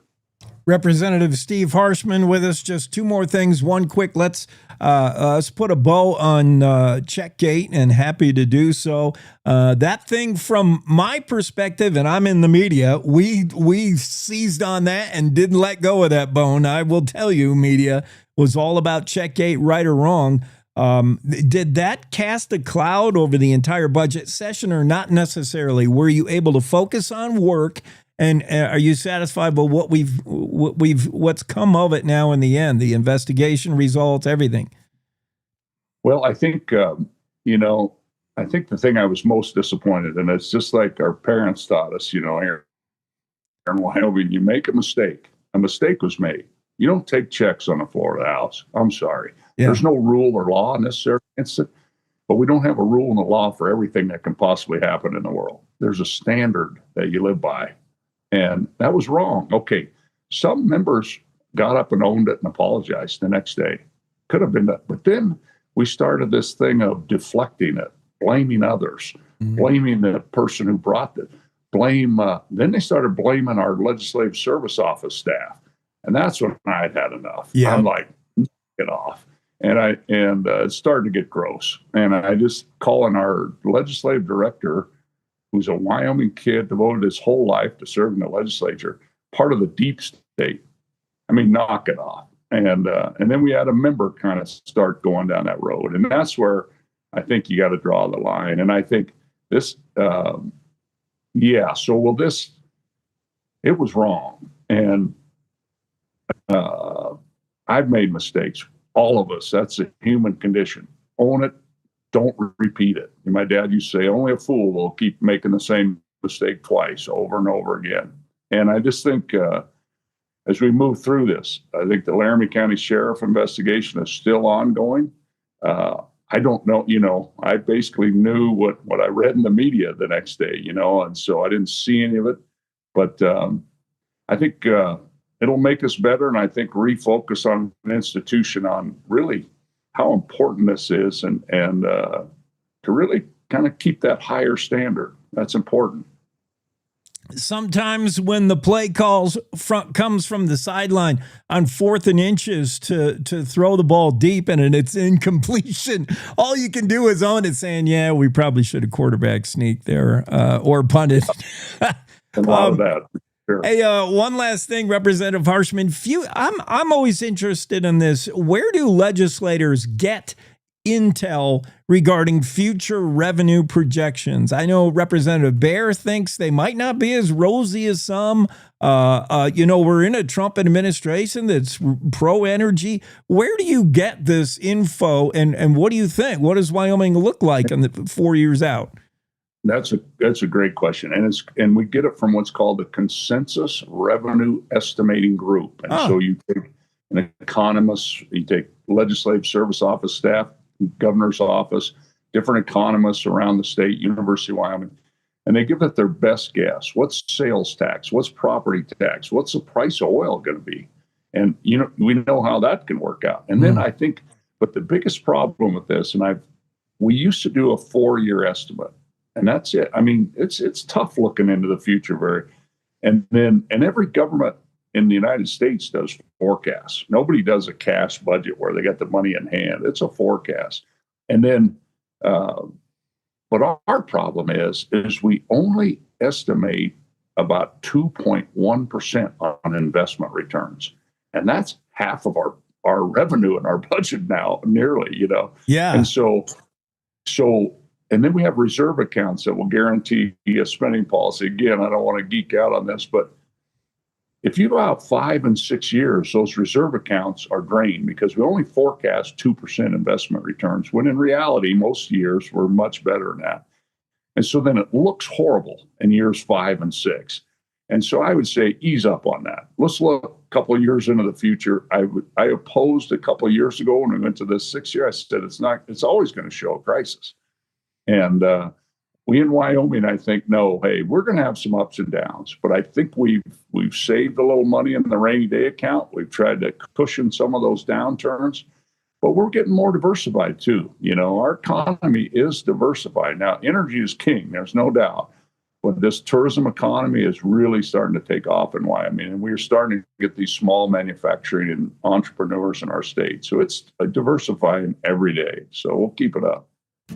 Representative Harshman, we got to have you on again in the future because a whole topic dedicated to property tax and where relief falls. I mean, property tax is perpetual rent to the government, whereas sales tax is a consumptive tax. You know what you're getting into when you buy something. There's fascinating, the whole property tax issue. We could burn 15 minutes on that one day. We sure could. I really appreciate it. And it's just such an honor to serve. And we still got to talk about the monument to America. Absolutely, man. Let's do that. Yeah, good luck wrapping things up in Cheyenne. Can't wait till you can get home to Casper. Yeah, amen to that. Thank you so much. Appreciate it. Have a great weekend. Let's take a break. Andrew News Ross happens at any time, any place. That's why at Cowboy State Daily, we're dedicated to the stories that matter, with reporters stretching from your hometown across Wyoming and beyond. It doesn't matter if it's happening in Yellowstone, the capital in Cheyenne, or the most remote slice of Wyoming. With over 150 years of combined journalism excellence, if it affects Wyoming, it affects you, and we've got it covered. Upstream from the herd, we're Cowboy State Daily. You're listening to the Cowboy State Daily Radio Network. You know you don't have to wear your PT gear anymore, right? It's comfortable. So how's civilian life treating you? It's fine. When I got out, I didn't want to admit that there was anything wrong because I felt like a failure. And then I realized, like, there's nothing to be ashamed of. So I started talking to someone. Maybe you are fine, but if you're not, it's okay. Thank you. If you or a veteran you know needs support, don't wait. Reach out. Find resources at va.gov/reach. Logan Wilson here at the M Building in Casper, Wyoming. They do more than just support businesses and private events. They support nonprofits by offering reduced rates to help the community thrive. The staff here at the M Building have been incredible in helping me organize a fantastic event. They are great partners for those who want to make a positive impact on the community. Come check out the M for your next event.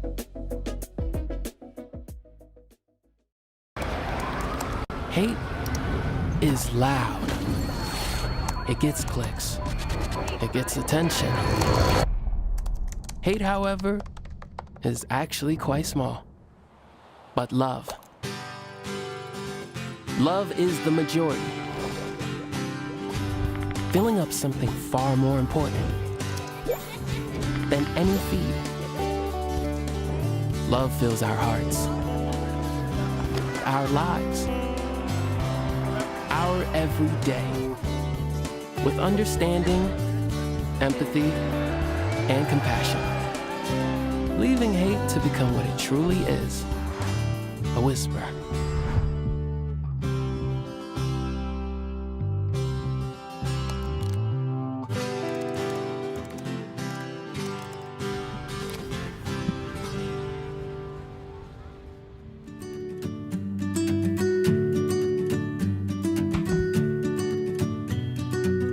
Cowboy State Daily Show on a finally Friday. Andrew Rossi's here. Only fools rush in. That's what wise men say. You been knocking out a little Elvis Presley?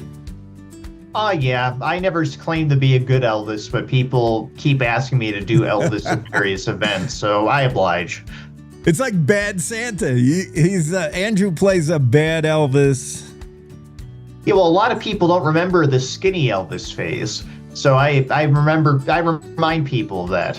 Yeah, there was Elvis before Las Vegas, like in his enlistment days. He had to get the whole haircut to go into the army, and yeah. Anyway, what are we talking about? Snowpack. Yeah, it's not great, or it's great. okay, or it's not existent. Depends on where you are. Yeah. Nowhere is it terribly over. There's years where it's like 160, 180% snowpack. Now it's like barely adequate to, crappy.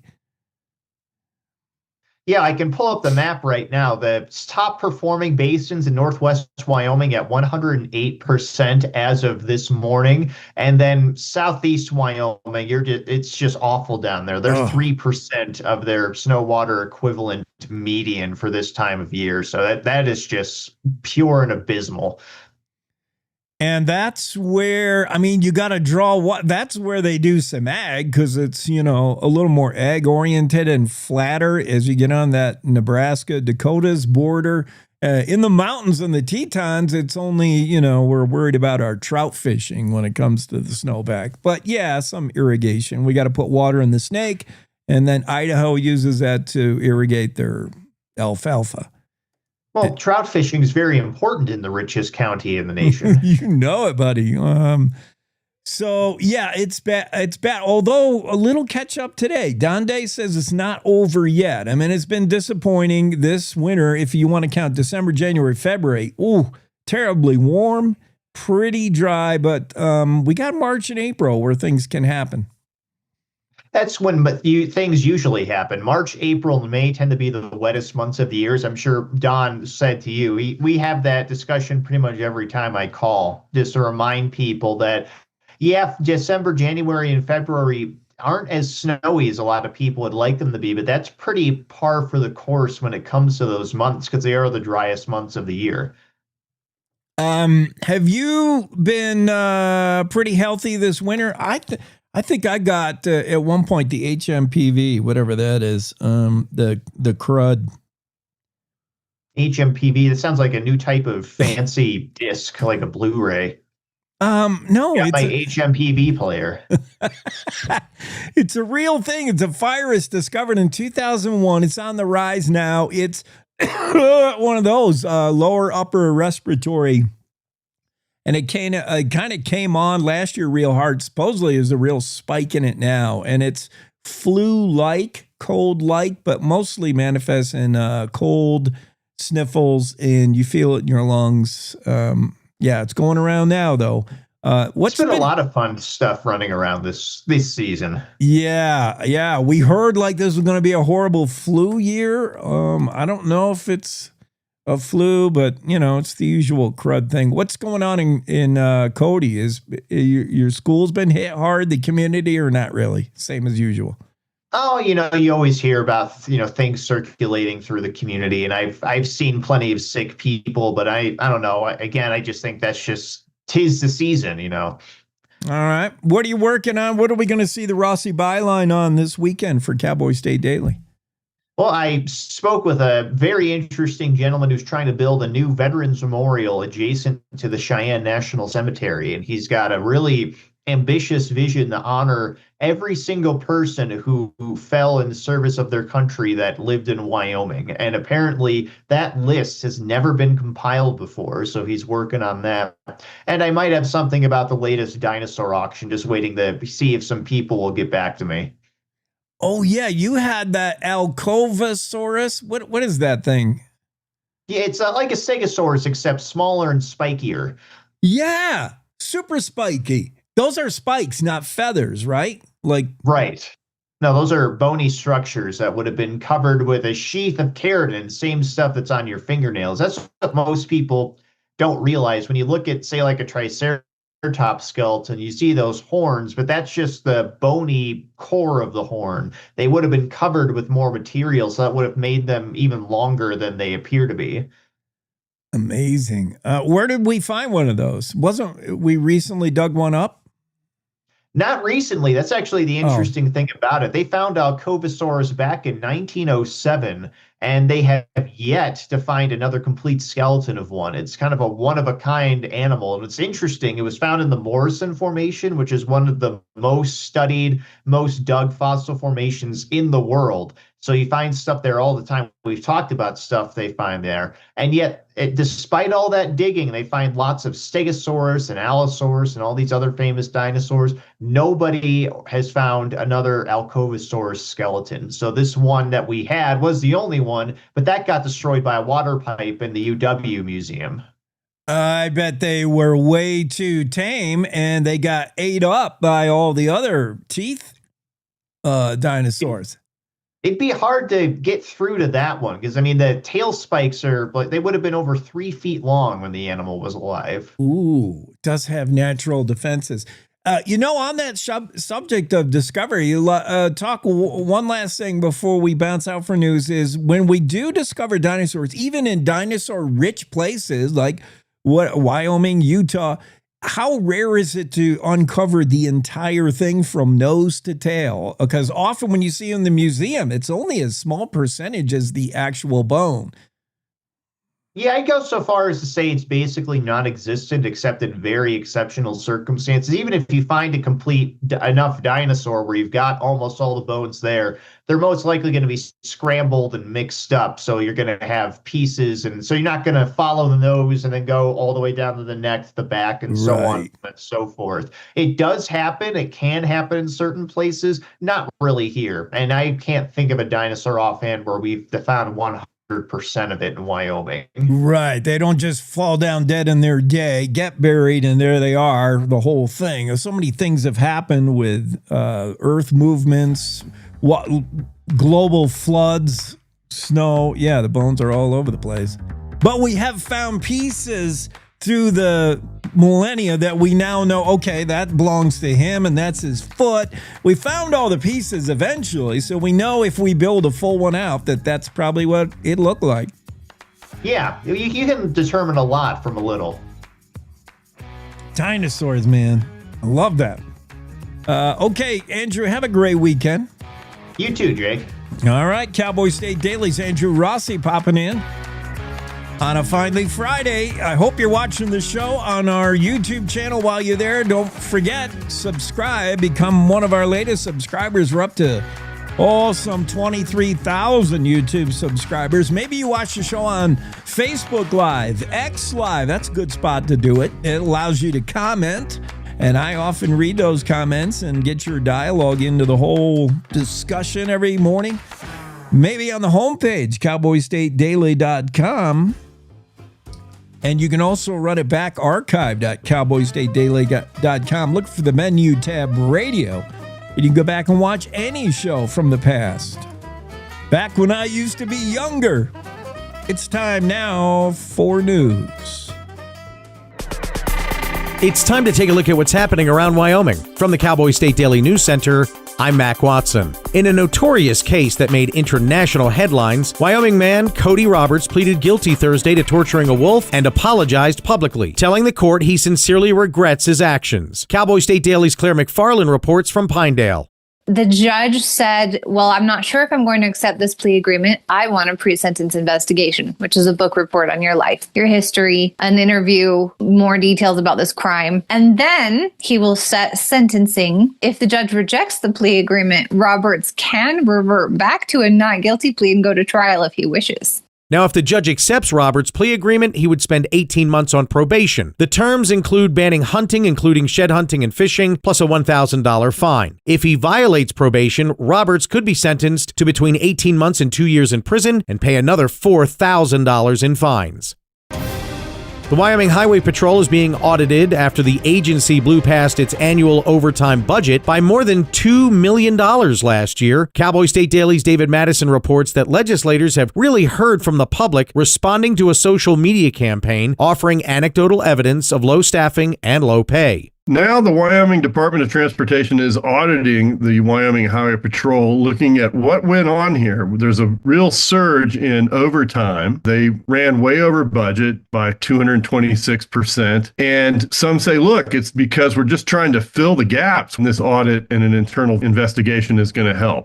Patrol Chief Col Tim Cameron, who took control of the Highway Patrol in 2023, tells Cowboy State Daily that the roots of the problem can be traced to the COVID era, where the agency began using heavy overtime to fill staffing gaps. I'll be back with more news from the Cowboy State Daily News Center right after this. WYDOT wants to remind you that seatbelts save lives. Make sure everyone in your vehicle is properly secured, including your littlest ones. Also, make sure your child seats are properly installed. This message is from the Wyoming Department of Transportation. My name is Joanne, and I'm a mom of 6 here in Casper, Wyoming. When you raise a family here, you don't just think about today, you think about the future, where your kids will build their lives and where your grandkids might grow up. What worries me is that my kids will have to leave Wyoming to find good, high-paying jobs. That's why Build Wyoming matters to me. Data center jobs are high-quality, high-paying jobs, the kind that give families a real reason to stay and build a future here. Give our kids and grandkids a reason to stay, and they will. Build Wyoming with Prometheus Hyperscale. Go to buildwyoming.com.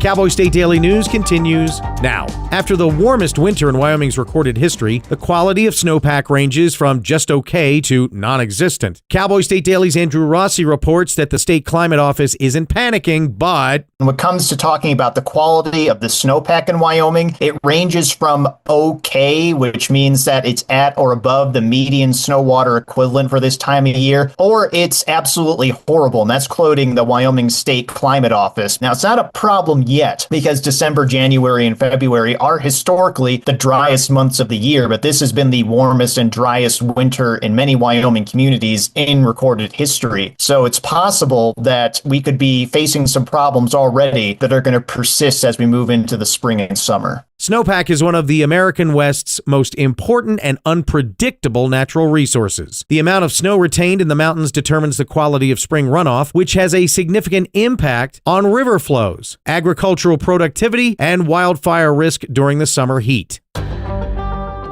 Nearly 3 years after an aggressive traffic stop of a local high school student, a Cody police officer can keep being a cop. Cowboy State Daily's Greg Johnson reports that the state board that oversees certifying law officers ruled on Thursday Blake Stinson's behavior didn't rise to the level of losing his badge. The board ruled that, while the behavior wasn't the best, it didn't rise to the level of stripping him of his badge. So the officer gets to stay an officer, which he has been since it happened. The incident everybody knows is because there was a video that was put out about it that shows his interaction with the 17-year-old, a traffic stop right out in front of the high school where he argued with the teen, and the video was heavily edited. While the Wyoming Office of Administrative Hearings recommended pulling Stinson's accreditation as a police officer, the Peace Officer Standards and Training Board ultimately rejected that on Wednesday. Instead, the 7-member board decided he'll be cited for a code of conduct violation and be ordered to have additional training. And that's a look at today's news. Get your free digital subscription to Wyoming's only statewide newspaper by hitting that daily newsletter button at cowboystatedaily.com. I'm Mac Watson for Cowboy State Daily.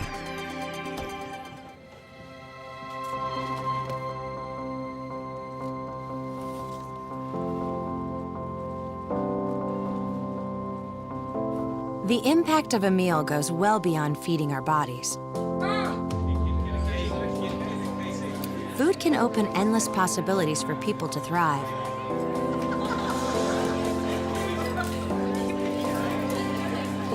Because when people are fed, futures are nourished.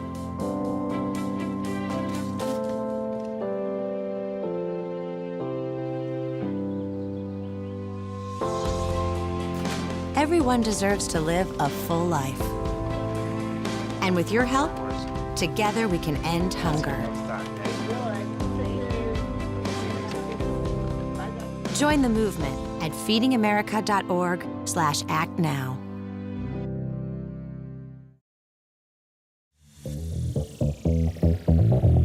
On the topic of feeding the hungry and fighting hunger, First Lady Jenny Gordon's working on that. Meanwhile, we get the first man, and that's G33, the 33rd governor of the great state of Wyoming, Governor Mark Gordon on the show. We got a budget, Governor. About a month ago, you and I might have been wondering how we were ever going to get there. Holy cow. The Senate primarily took your cue. They liked the leanness of the budget, and the House, meanwhile, beginning before the session even started with the Freedom Caucus-dominated appropriations, Freedom Caucus-dominated House. A lot of bark. I don't know where the bite was. The people spoke. That's what it was, I think, Governor. The people said, come on with this nonsense. How did we get to a budget? Are you pretty happy? Yeah, Jake, thank you, and good morning. I am happy about 90% of what we proposed was put in. It's sort of, I think, monumental that so much of it was just move the governor's rec over and over and over again. And that kind of carried the day. At the end, I guess I saw a story that everybody was taking credit. The House was taking credit. The Senate was taking credit. And pretty much the numbers demonstrate that we had a good budget when we started. So in the end, I think we've got a pretty good budget. There's some things I'm kind of disappointed about. I mentioned early on that what kind of people are we if we can't feed our kids? And that was really talking about Sunbucks. this legislature took a pass on that, and that's pretty disappointing, particularly when you just listen to the lead into this about hunger. Governor Gordon is with us. We're talking budget, the budget that he submitted, just a shade over $10 billion, let's say, and we came in a shade under. The budget was, when submitted from the governor's office, bared down to the essentials: necessary, indispensable, fundamental. But the House found some bloat and did seem to be in a cut-to-cut mood, but the people did speak. Are you, I just talked to Representative Harshman, who said he was understanding some of your first vetoes. I guess you sat down at the desk yesterday and did get to veto. Like, that was going to be one of my questions. Is that veto pen going to come out? And certainly on the budget, can you give us any insight? We're wearing a little bit of red. Wearing a little bit of red today. Yeah. Jake, just let me, I think when you said there's maybe a little bit of bloat, I don't think there was really any bloat in this budget. There were some programs that they decided, like I said, the Sunbucks, we're going to take that out. Those are choices that are made, and those choices were being made mostly by the Freedom Caucus early in the process. And I just went on a road trip and talked in all four corners of the state, really listening to people and kind of explaining the budget process. It's amazing how little people understand what that is. And I'll just give you a great example. There were lots of promises about we're going to cut, millions and millions of dollars out of health. And they spent 5 meetings looking at that. In the end, they realized that no, it's not like what they're saying in DC. Our fraud rate in in the Department of Family Services is less than 1%. That's the government's own audits, not ours, the government's own audits. So I think when people finally got the chance to understand it, they spoke up. They went to their legislators and they said, come on, now let's talk about Wyoming. Let's not talk about Florida. Let's not talk about Minnesota or whatever they were pointing out. Let's talk about our home. And from your office, real priorities won out over political games. Certainly when we saw things like healthcare essentials that we need the government to provide, is the reason there is government. Citizens also want a protection for our land, our ag, and most of the funding restored to things like wildfire mitigation, cheatgrass, stuff like that. Yeah, absolutely. The cheatgrass initiative, they had originally decided to cut a whole bunch out of it. We're like 4 million short. 36 million being spent on that. And let me put that in a little bit differently. It's not just being spent. It's making sure that it's being well applied in places where the mitigation is important. One of the big achievements that I feel particularly good about is that we sort of reschooled and rethought about how we were going to approach wildfires. And Wyoming's always been kind of a volunteer sort of, let's depend on the federal government.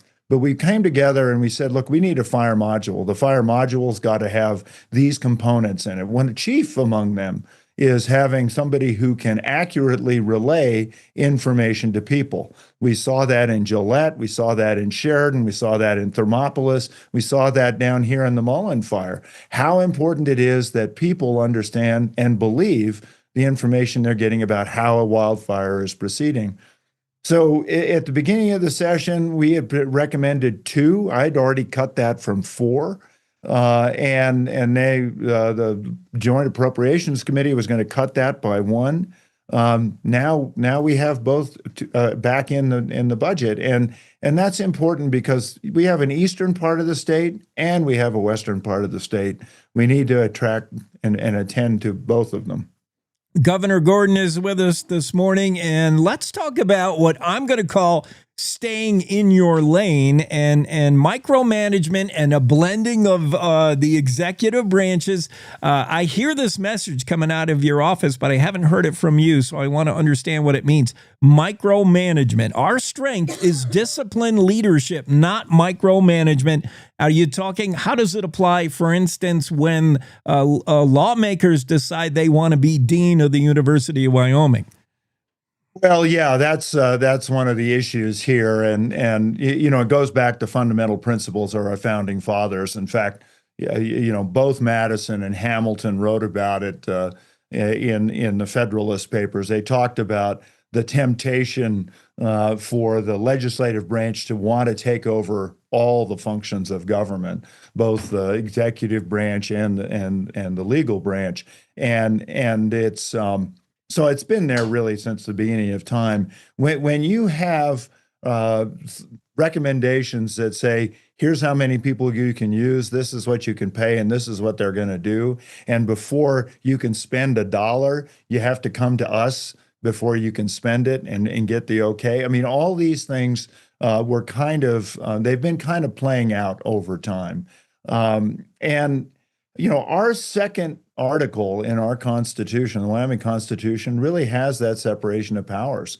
There can be no usurpation of the powers that are accorded to one branch or the other. And that's really fundamentally built into both our national Constitution and our Wyoming Constitution. And it's because we don't want government to take away our rights. And if we have one branch doing too much, then they start to be a little bit tyrannical. Justice Scalia even talked about that in a famous court case. And so one of the things that we're really looking at in the budget and maybe the other bills is where is it that the legislature is putting their nose in under the tent? Where is it that they're trying to exert more power than they really have constitutionally? And trying to make sure we push back a little bit on that. There's always supposed to be tension. The way everything was designed, there's a bit of overlap, and we got to recognize that. But at the same time, one branch is not superior to the others. We did see the governor, as far as nose under the tent, we saw the nose get in the campus at Laramie, certainly. And the nose got under the tent a little bit with state employees. And you really you defended the state employee thing. Nobody knows better what state employees should be paid and trying to get their pay scale up there commensurate with other states. You held the line on that one. Are you satisfied how that turned out? Yeah, it was our recommendation. I'm really proud that it came through both houses, finally a recognition of that. It was interesting because there are two bills that have to do with the budget. One is the first bill, which is the budget that we're talking about now. And the second one is the one that covers all the costs for the legislative branch. So if you compare the two, the legislative branch has not only grown about twice what the normal functions of government has, but it's also much more expensive. Their pay tables are higher. And I'm not complaining about that. I guess what I'm saying is the legislature recognizes how important it is to have quality employees. And so they recognize in order to retain those or to attract them, they've got to pay commensurate wages. And that's really what we were asking here. And I think that came through. We finally there's still a bit of a difference, but in the end, I think that we succeeded in making sure people understood how important our public employees are and pay them at 2024 levels. So there we are. Yeah, and then when it applies to staying in your lane and understanding what is under your scope and not getting into overreach or micromanagement. We saw legislators, how many of them have served and worn the badge when it comes to, law enforcement? How many of them have graduated from UW when it came to UW, the university? But yeah, how about our troopers? Boy, they're woefully paid. And we're going to talk to them later. We're talking to Colonel Tim is going to be on later. And yeah, they don't get paid enough. Well, and that's always been an issue, and we're trying to raise that pay. But we also needed to make sure that we didn't just start going. This is what I worked so hard to kind of break down. There was this idea of, this group of people isn't getting paid enough. Let's raise them, but we won't touch anybody else. That's sort of how we started out the session. And to me, that's really disappointing because you may please that group of people, but everybody else is going, how come they get that special treatment? Why don't we get that? Because we're doing the same kinds of work maybe not as dangerous, but that's what the pay tables are about. And so being able to talk about that, being able to make sure that the new hire that you couldn't hire unless you paid them about what a 30-year veteran was paying, that compression allowed us to kind of make sure that the way we pay across all of the enterprise is competitive with the other areas. But you raise a really interesting question. One of the things that I've always loved about Wyoming is that we don't get in people's affairs. We've always thought it's important people should take care of themselves, but we've always backed the blue. We've always wanted to make sure that we supported our sheriffs. We all get to vote for our sheriffs. That's the chief law enforcement officer. And whenever the federal government comes in and says, we want to be able to use local law enforcement, I say, hold up, you got to talk to the sheriff. That's the local law enforcement person on the ground. So when you have 23 sheriffs come in and say, this Second Amendment Protection Act, it does nothing more than what we already have in law, except it imposes penalties on our local law enforcement and criminal charges potentially. That's devastating. It's a bill I vetoed last year. It's a bill that's brought from out-of-state interests. It's a fundraising thing. And I'm sick of Wyoming people being used as some treasure trough of some well of funding. So you throw out this issue and you say, boy, your federal government's going to come in and work with law enforcement. They're going to take all your guns. I don't know one sheriff in Wyoming who's going to leave his badge on if they're compelled to do that. And so that law is absolutely, it's just awful. And for me, it's an embarrassment that Wyoming, one of the best states in the country to live, one of the most law-abiding states in the country to live, can't back our blue. We do have a treasure trough that you bring it up, and it's some $250 million investment funds. There was some folks who wanted to trim that, get their hands on that. How are we sitting right now? That investment and the return on investment for Wyoming really is a stabilizer through times that can be boom and bust for an energy state. Yeah, you bet. And we've talked a little bit about that before, Jake. And they put $44 million in savings. It wasn't quite what I had hoped it would be. But it's still recognized a little bit of discipline on that side. I'm not kicking about it. It still demonstrates that we understand how important that is. And so, again, I think overall 90% of the budget's what we proposed. That's actually much better than any of us probably thought would happen at the beginning of the session. I think it demonstrates that Wyoming, once again, is on a pretty solid fiscal and financial path going forward. Hey, if we're going to talk about blurring the executive branch, the branches of government, we got to talk about what came up again this session, and it's probably going to be an ongoing topic. How do we appoint Supreme Court justices? Is that the governor's role, or should they be elected? Well, this is a constitutional amendment we all passed way back when, because Wyoming was dealing with a system that so many other states are. You look at the judicial fight in Wisconsin and how it became a complete political effort on more money spent on that Supreme Court race.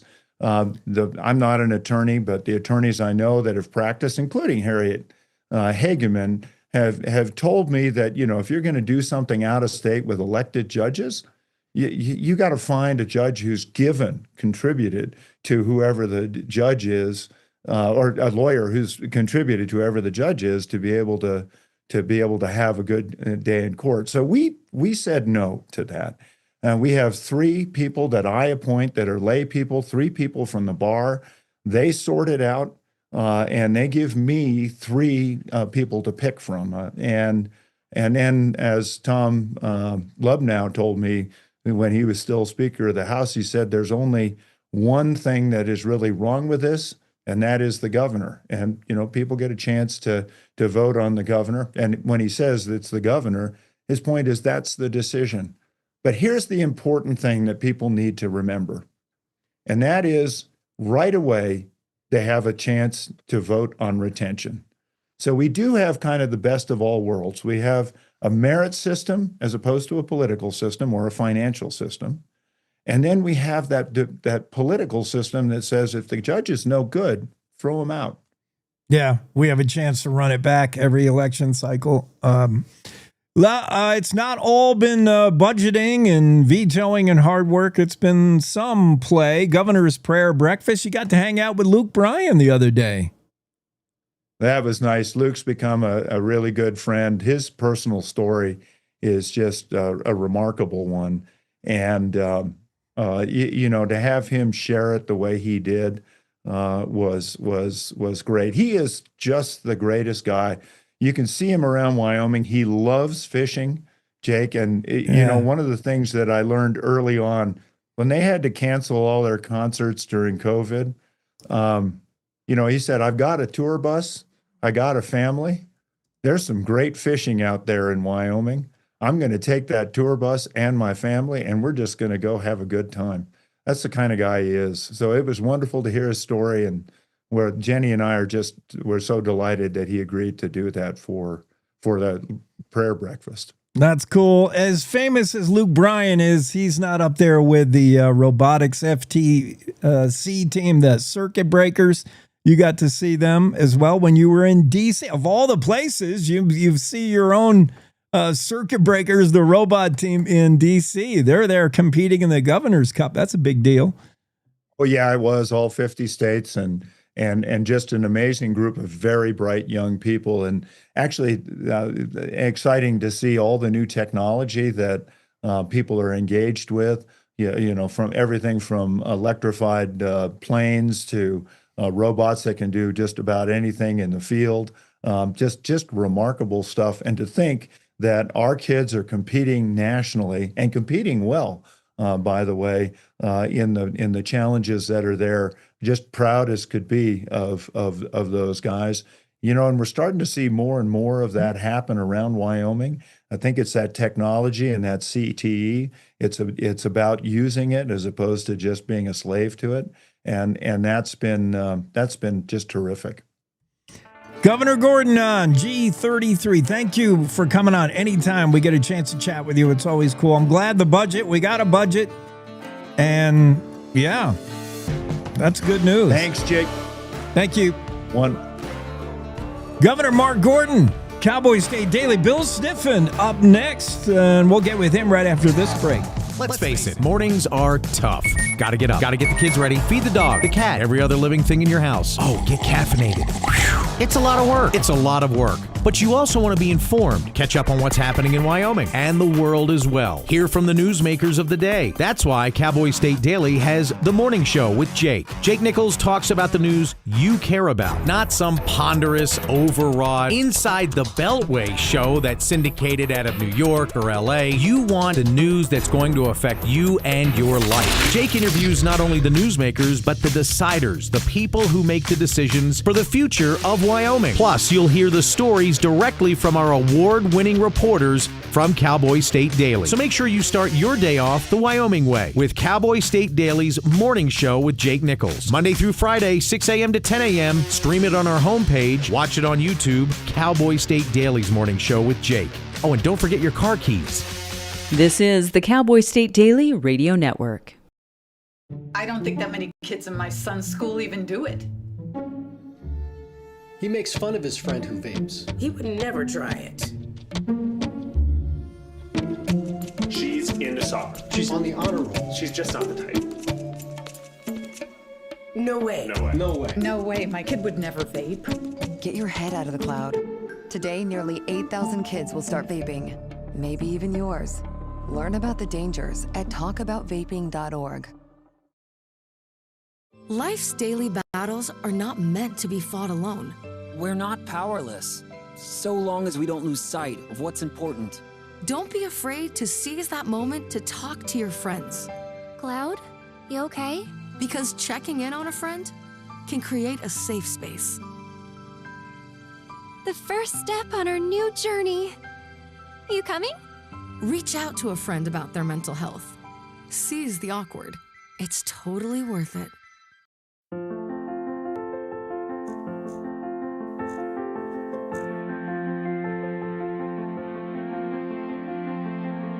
There are a lot of words I would use to describe my daughter. Kind, strong, hilarious. When I think about how much she's experienced in her life, on a journey that we're now on together as a family, I'll make you something to eat, okay? we can't help but be inspired by her every day. Hey, Mom, we're about to start the movie. Oh, yeah, I'll be right there. Okay. So really, we are the lucky ones. Learn about adopting a teen from foster care. You can't imagine the reward. Visit adoptuskids.org. Cowboy State Daily Show on a finally Friday. If you're looking for Bill Sniffin, just check out that smelly dumpster. You probably see his feet sticking out of the top of it. Or you can just tune in right now. There he is. Bill, what's happening? What are you doing in dumpsters anyway? You know, that was a fun story to write. It was not so much fun to experience. We we had a family celebration down at Flaming Gorge, and kids from Texas and Colorado and Washington State and grandkids, and they all showed up, and we just had a wonderful time. And then we decided, Nancy and I, to stay an extra day because we have our motorhome down there. So everybody went back to Lander, and then my daughter called me and said, Dad, I got a big problem. I said, what's that? And she said, well, we apparently put all our dirty clothes in a garbage bag, and somebody threw it out, and it's in one of the dumpsters. Would you go get it? And so Nancy and I spent 3 different dumpsters, and at one point, Nancy's pretty athletic. I was holding her by her ankles at these gigantic dumpsters, and the park was full, by the way, of people, picnickers and all that. And we finally found the bag. It was unbelievable, and we were just standing there, and this nice couple came up and invited us to dinner. They thought yeah. Until they saw the RV you went back to, and they're like, holy cow, that thing costs more than our house. Yeah, they thought. I don't know, but it was one of those, whenever we get into a situation like that, there's only one attitude to take, and that is to say, you know what, we're making memories. Someday we're going to laugh about this. And for a guy who has made his living penning stories, what you just say, this is my next story. That's all. We're just doing research for my next column.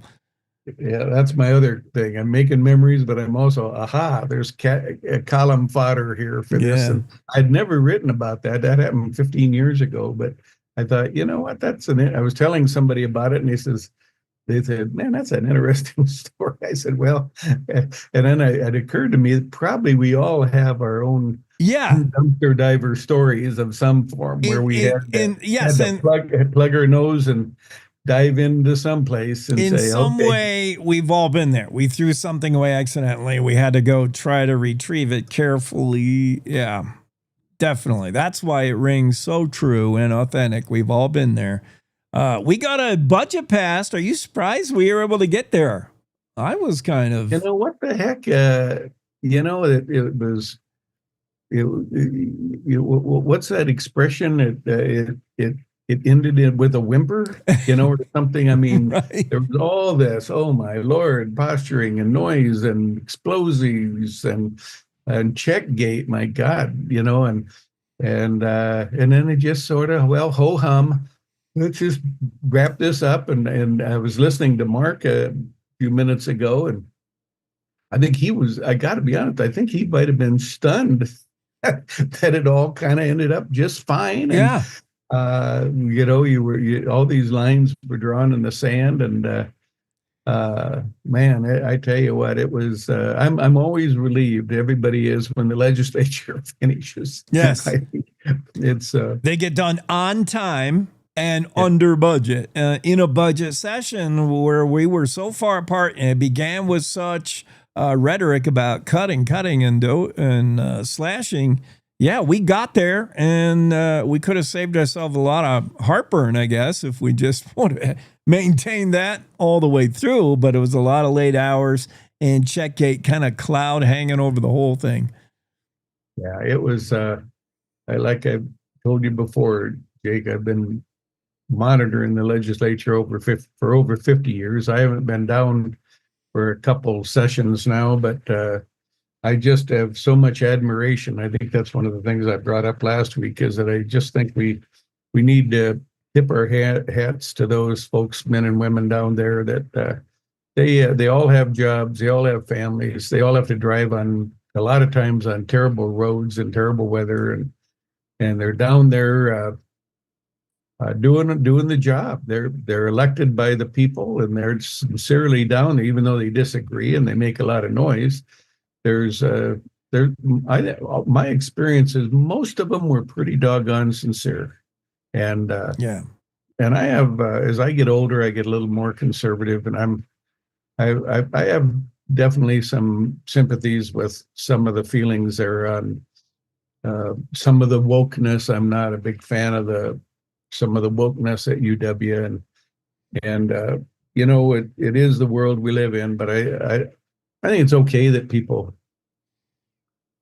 draw a line in the sand. It's just funny how when it ends all up, it's, what was that about? Right. Right. What do we spend all that time arguing amendments, and boy, we got there awful quick and quietly in the end. I think if anything, we learned at a budget session, which I thought was every 2 years a big yawner and all about dollar signs, was anything but. A lot of insight into what it actually is, how it affects people, learned about UW, learned about business council, learned a lot of stuff, and was interested in a budget session. Those were the good takeaways. Yeah, I thought it was very interesting, and I thought Cowboy State Daily just did a fantastic job of covering it with David Madison and Claire McFarland down there, and the team at the office in Cheyenne. It was it's a real time for us to shine, and boy, I'm really proud of those guys. I actually thought they hit it out of the park. It was just extraordinarily good work. And again, as somebody who sort of covered the legislature maybe a maximum of a week at a time, you're exhausted. Yeah. And you know, and so to go longer and longer than that, that's, anyway, I just tip my hat to everybody, the legislators, the reporters, everybody. And even you, Jake, I don't know how many interviews you did about the legislature, but you're probably kind of happy to put that in your rear view mirror too. Yeah, it's not my game. It's not my skill set, that lawmaking, legislative stuff, but it's fun to dabble in it every now and then. What else is going on in the Bill Sniffin world? Well, I got a couple things. I've got a bucket list column I'm working on. I always write a column in this time of year, and I can't believe that daylight savings time is this weekend. I just saw that. Is that possible? March 6th? It's here. I mean, I can't believe that's happening already. And of course, here in a couple weeks is my 80th birthday. So I've got a gigantic milestone for me. I remember my 40th birthday and my 30th, and man, they were milestones. 60 was awful. I thought, how could I be 60? 70 just came along, but 80, that's, I don't know what I'm going to do, Jake, but I may go down to the senior center and play bingo. I don't know, but it's going to be, but actually I have to confess that even though the backdrop I have is an aerial photo of Wyoming, I am speaking to you directly from Las Vegas, Nevada. My wife and I decided to come over to Vegas for a few days, and so we Can I tell you a little bit about it? And in fact, I'm going to write a column about some of this stuff. But we saw Wayne Newton, and we used to winter in Vegas, and we went to all these shows, but we never ever saw Wayne Newton. And I always thought, that's a bucket list item. We got to see Wayne Newton. And so finally this year we did.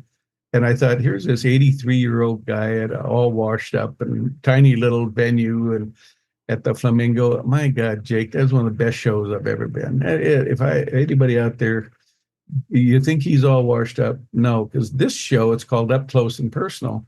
He just talks about all these people and all this events in his life. And I mean, what we don't know, he was he succeeded Bob Hope as being in charge of the entertainers going to all the troops all over the world.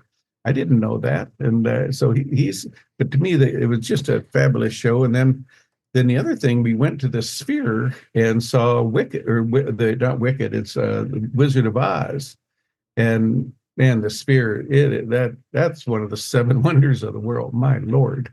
So that was well worth it. We hadn't been to Las Vegas for a few years, and so we decided to do that. But then here we are down at one of my favorite places called Fremont Street. Yeah. This was last night. And so we're rolling along, and here's thousands and thousands of people.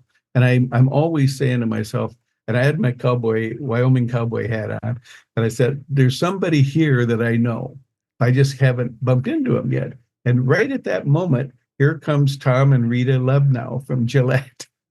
Oh, Tom Lovenow down there. It was great. We saw them, and they had been down to see Wicked, I think that day, than yesterday. So we weren't there at the same time, but so it was fun to jawbone with Tom a little about the legislative session. I was really proud of his good work writing that great column he writes for Cowboy State Daily, but they were having a good time, and glad to get out of Wyoming and get a little bit of a breather. They all earned it, but I thought that was really fun to run into somebody that you're in the back of your mind, you're thinking, okay, I wonder who this is. And a lot of times when you wear that Wyoming hat, somebody will come up to you. Yes. Maybe you don't know them, but you all have mutual interests. But so that's my tourist bucket list story of the day is ran into Tom and Rita down on Fremont Street, and we both been to the Wizard of Oz. Wyoming travels well. We knew that. Wherever we go, we're going to see one of us. The brown and gold shows up everywhere. Certainly at Fremont Street, the old, real Las Vegas, back when Wayne Newton was headlining bigger joints. Wayne's an icon. No truth to the rumor that you may read later today in the Las Vegas Journal that Bill Sniffin was arrested for being in Wayne Newton's garbage cans out back. He was not diving in the Wayne's garbage. My diving days are over. Trust me. Stay out of the trash, Bill. And travel safe, man. Thank you. Thanks, Jake. See ya. Cowboy State Daily Show continues with Colonel. Well, we're going to give him a pay raise and up the rank. Colonel Tim Cameron's going to be here along with Aaron Brown. We're going to talk about Wyoming Highway Patrol, and troopers came up. Highway Patrol came up in the legislative session, the budget session. We'll tell you what good came out of this session, including getting our men and women paid correctly out there on the highways. Let's take a break and we'll do that. In Wyoming, you want news from folks who still shake hands and mean it. You just want the facts. That's why more Wyomingites listen to Cowboy State Daily Radio. News that doesn't bend, twist, or dance around the truth. Crisscrossing the state to cover the news the way you like it, with reporters steps away from the Capitol in Cheyenne and in your hometown. No spin, no corporate suits, no duh. Talking about your state. This is Cowboy State Daily Radio. You're listening to the Cowboy State Daily Radio Network. Who can you turn to for news you can trust? Your local TV and radio broadcasters. You trust us to keep you safe during times of crisis and to deliver the weather, sports, and entertainment you rely on every day.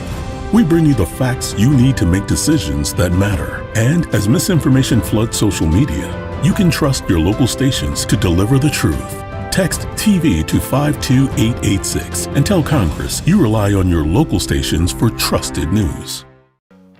You handle the healthcare, we'll handle the marketing. In need of a spark for marketing your medical practice? Loom Studio provides creative and strategic healthcare marketing that illuminates the path to bigger and better experiences for your business and your patients.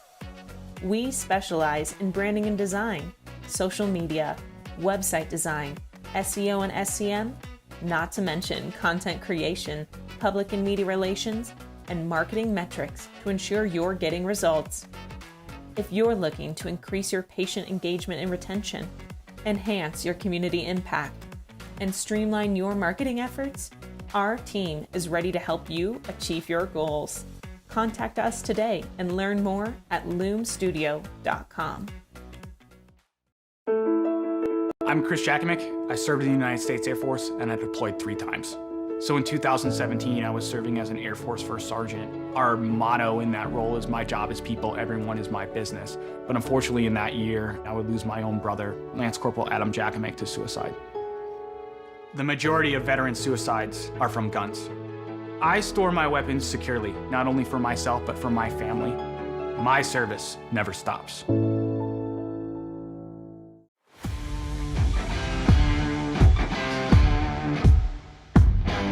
And we're back at it on a finally Friday edition of the Cowboy State Daily Show, joined by Aaron Brown as usual with the Wyoming Highway Patrol doing the communications. And with him, he went all the way to the top. That's Col Tim Cameron there as well. We're going to call him C14.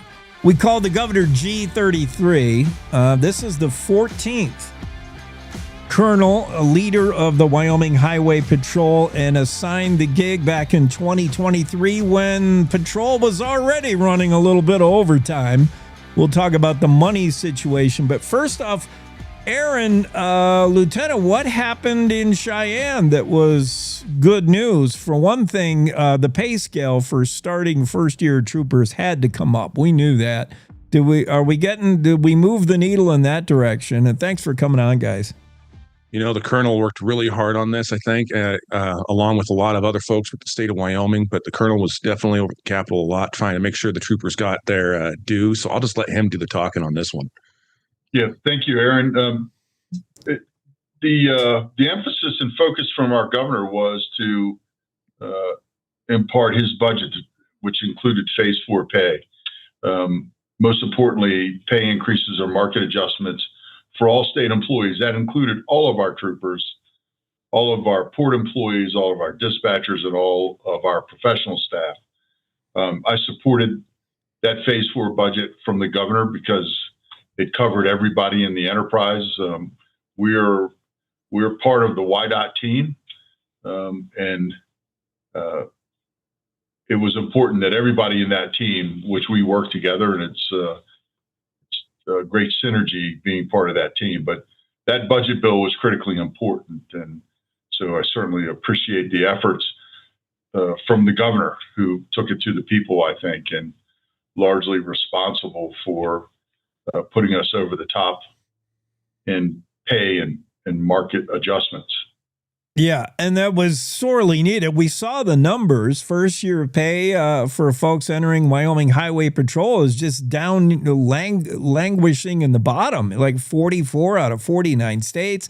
If you're going into the profession, if that's what you want to do, men and women, they're going to another state. They're going where they get paid, or they're taking a job with SO or PD, and that hurts because you're still not staffed up. Tell me about the numbers, guys. I think 208 troopers when you're staffed out, and for a state the size of Wyoming, like, that seems way low, and we're not even there. You got maybe 190 paid men and women wearing the badge on any given moment out there. Yeah, that's correct. We're authorized 208 troopers. That includes me as well.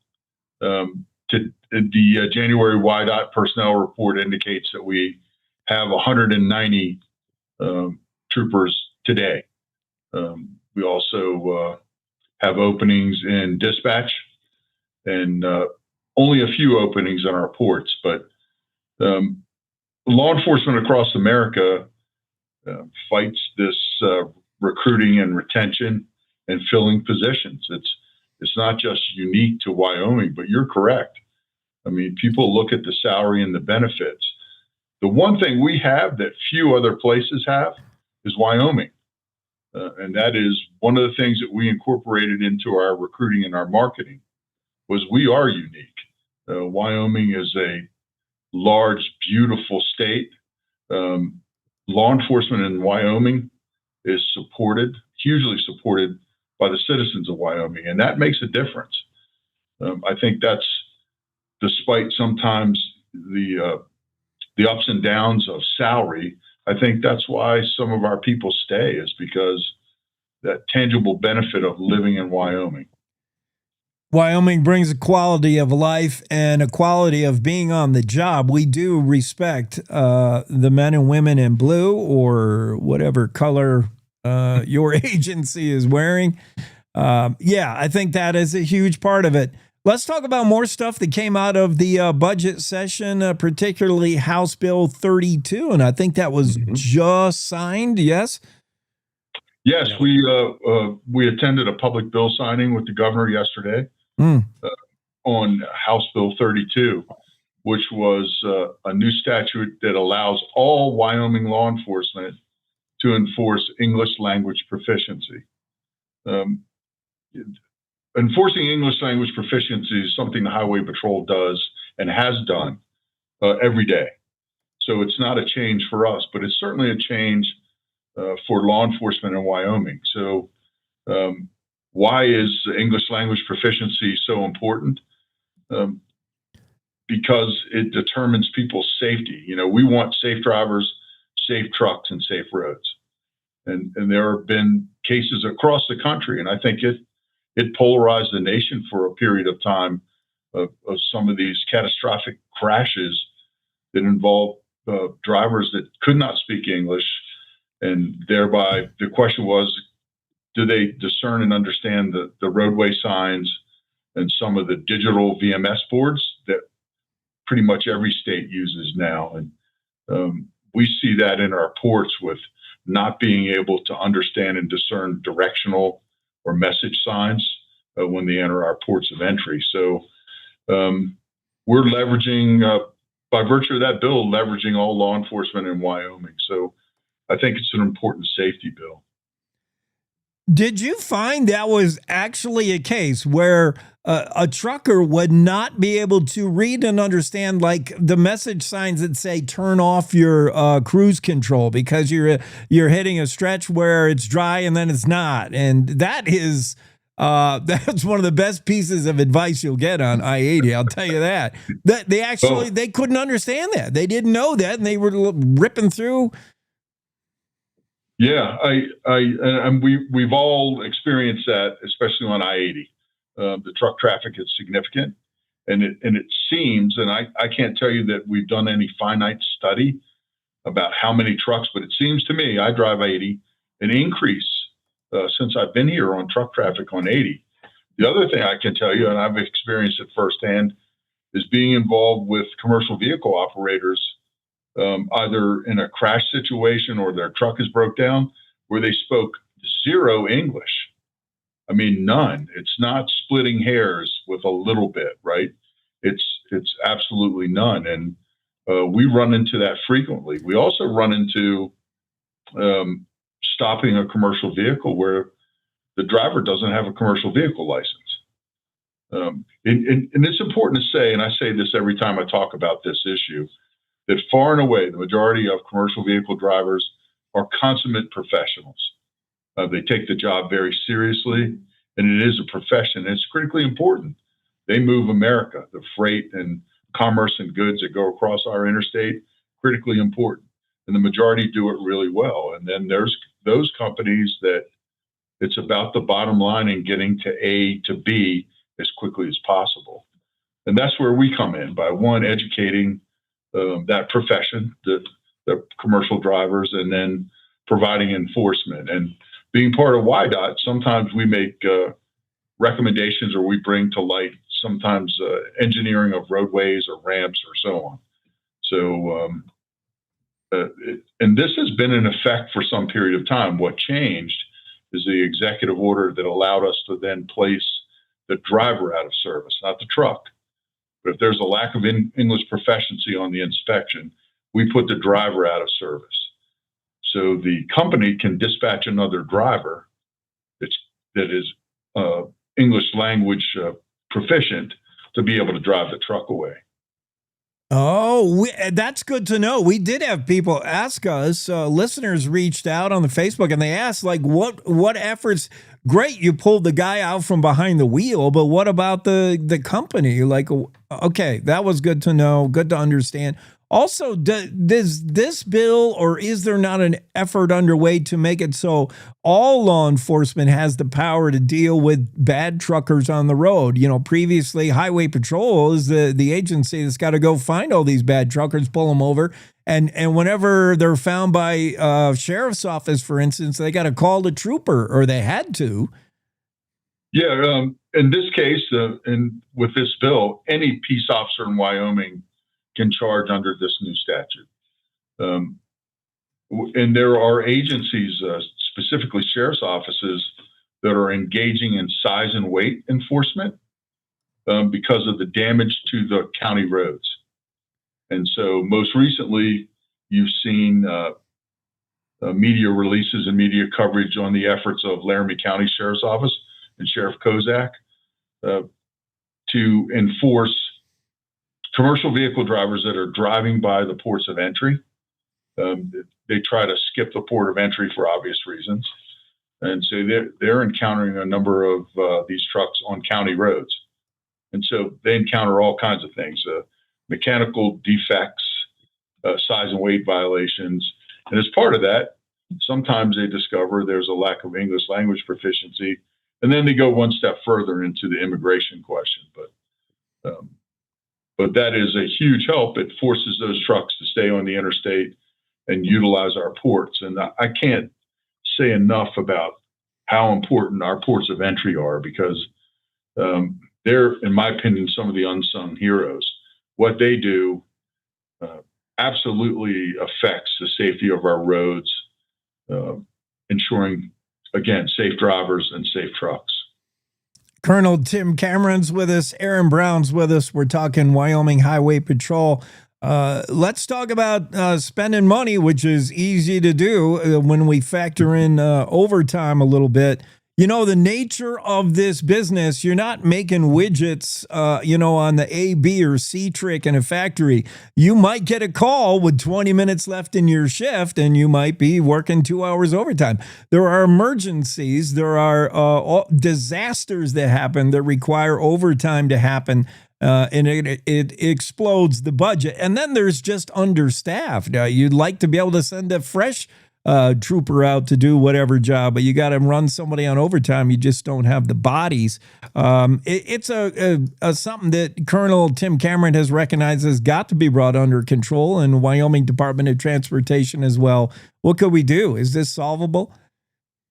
Yeah, I think it's completely solvable. And we've, kudos to all of our employees.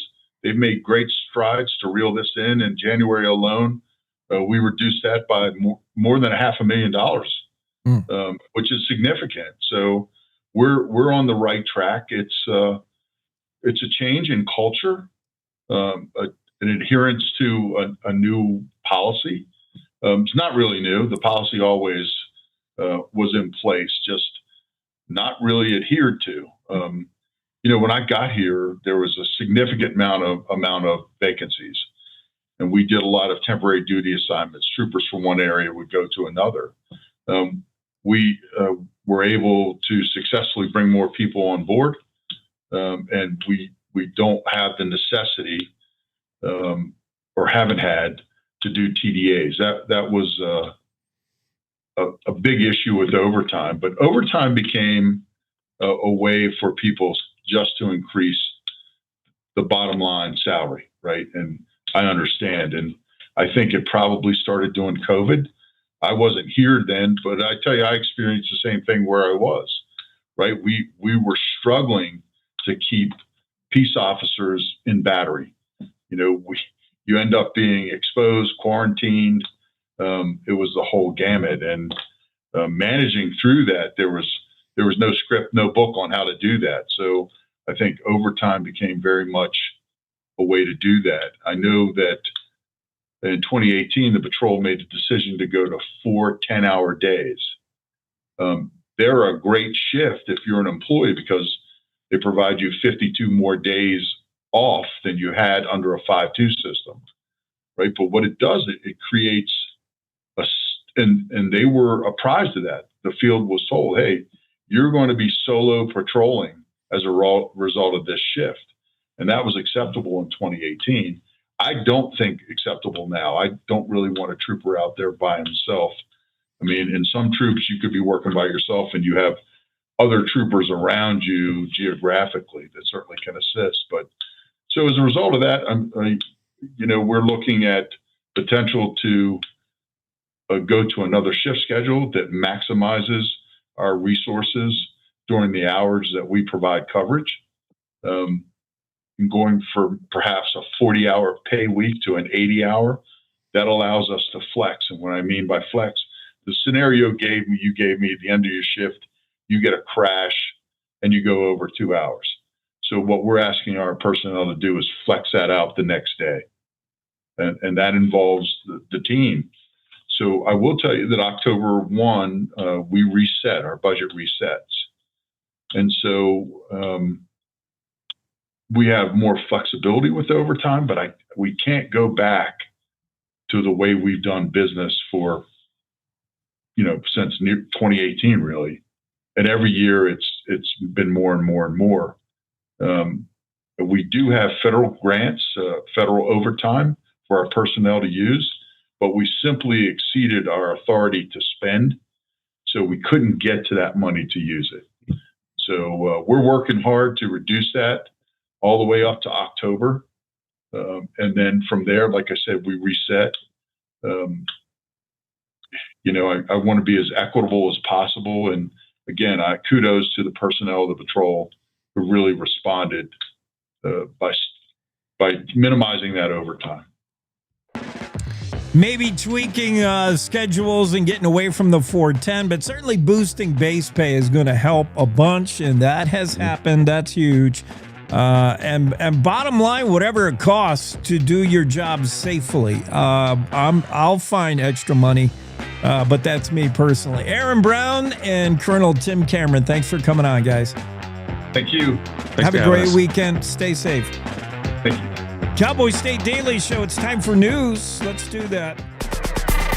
It's time to take a look at what's happening around Wyoming. From the Cowboy State Daily News Center, I'm Mac Watson. A 28-year-old Cheyenne exotic dancer is being sought on a warrant after sheriff's deputies say she assaulted another dancer at gunpoint over a dispute about a regular. Cowboy State Daily's Dale Killingbeck reports Brianna Elzie is also charged with stealing a pistol and assaulting her boyfriend with her vehicle. Apparently, a woman from that club who is a quote-unquote dancer had assaulted another woman over a regular that was at the club. She had brought a pistol with her, and before she assaulted the other dancer, she took a pistol from that dancer's boyfriend, took it back with her, assaulted the dancer, then took off in her car. The affidavit states that she takes off, but her boyfriend tried to stop her, stood in front of her car, and then she tried to bump him with her car and then pushed him out of the way with her car after repeatedly pushing him with her car. A warrant has been issued for Elzie's arrest on charges of aggravated robbery with a deadly weapon, aggravated assault and battery, threatening with a weapon, theft, and domestic battery. Though widely opposed by Wyoming law enforcement, the Second Amendment Protection Act cleared both chambers of the legislature. Cowboy State Daily's Mark Hines reports that SF 101 must pass concurrence with both chambers before heading to Governor Mark Gordon's desk. Might not be a done deal at this point because they essentially tried the same bill last year and Gordon vetoed it. But this is that one that basically the bill lays out that if for whatever reason a federal entity or federal agency is coming into Wyoming with the express purpose of seizing firearms, ammunition, or firearms accessories, Wyoming law enforcement may not help them in that endeavor. No law enforcement officers that testified regarding it during the committee hearings were in favor of it. Having previously passed the Senate File 101, the Second Amendment Protection Protection Act passed the House on a third reading by a vote of 40 to 21. I'll be back with more from the Cowboy State Daily News Center right after this. WYDOT wants to remind you that seatbelts save lives. Make sure everyone in your vehicle is properly secured, including your littlest ones. Also, make sure your child seats are properly installed. This message is from the Wyoming Department of Transportation. My name's Brady Thornock. I manage my family's ranch here in Uena County. Ranching teaches you to think long term, and it teaches you that Wyoming stays strong when there's real work here. That's why I'm building a data center on this ranch with a Wyoming company called Prometheus Hyperscale. This project will create thousands of Wyoming jobs, and it will use Wyoming's natural gas resources. We need to build Wyoming. I'm doing this for the future of Wyoming. Build Wyoming with Prometheus Hyperscale. Go to buildwyoming.com. Cowboy State Daily News continues now. The office manager for a Sheridan nonprofit foundation admitted stealing more than $630,000 since 2013, police say. Cowboy State Daily's Greg Johnson reports that Bobby Joe Neeson blames a shopping addiction and taking the money was an easy fix. This is how it worked. She was in charge of managing and issuing loans and payments to these customers who had these loans through the foundation. What she would do is, with an open account, she would add another loan to them. She would add like another $2,500 loan to their account without the person's knowledge on the books. But when they actually deposited that money, instead of directing it to that person's account, she directed it to one of her personal accounts until it added up to more than $630,000. The 56-year-old was arrested Tuesday on 13 counts of felony theft for making 276 transfers totaling over $630,000 into multiple personal bank accounts from 2013 through the first part of 2025. By the stroke of Governor Mark Gordon's pen Thursday, now all Wyoming police officers and deputies, not just federally certified state troopers, can pull non-English proficient commercial truck drivers from the roads. Cowboy State Daily's Claire McFarland reports that this has been in the works for a long time. Governor Gordon on Thursday signed into law a bill giving any Wyoming cop the ability to pull a non-English proficient trucker from the road. So this is a saga, right? The federal government had a long-standing rule saying if you're going to drive commercial truck, you've got to be able to converse with the general public, fill out logbooks, answer official inquiries, and read signs in English. Governor Mark Gordon on Thursday signed House Bill 32, which cements into state law an option for local law enforcement to cite non-English proficient commercial truckers from the state's roadways. Before Thursday, only Wyoming Highway Patrol troopers certified federally for this action could do so. And that's today's news. Get your free digital subscription to Wyoming's only statewide newspaper by hitting that daily newsletter button at cowboystatedaily.com. I'm Mac Watson for Cowboy State Daily. We're all just trying to keep things running for those who rely on us.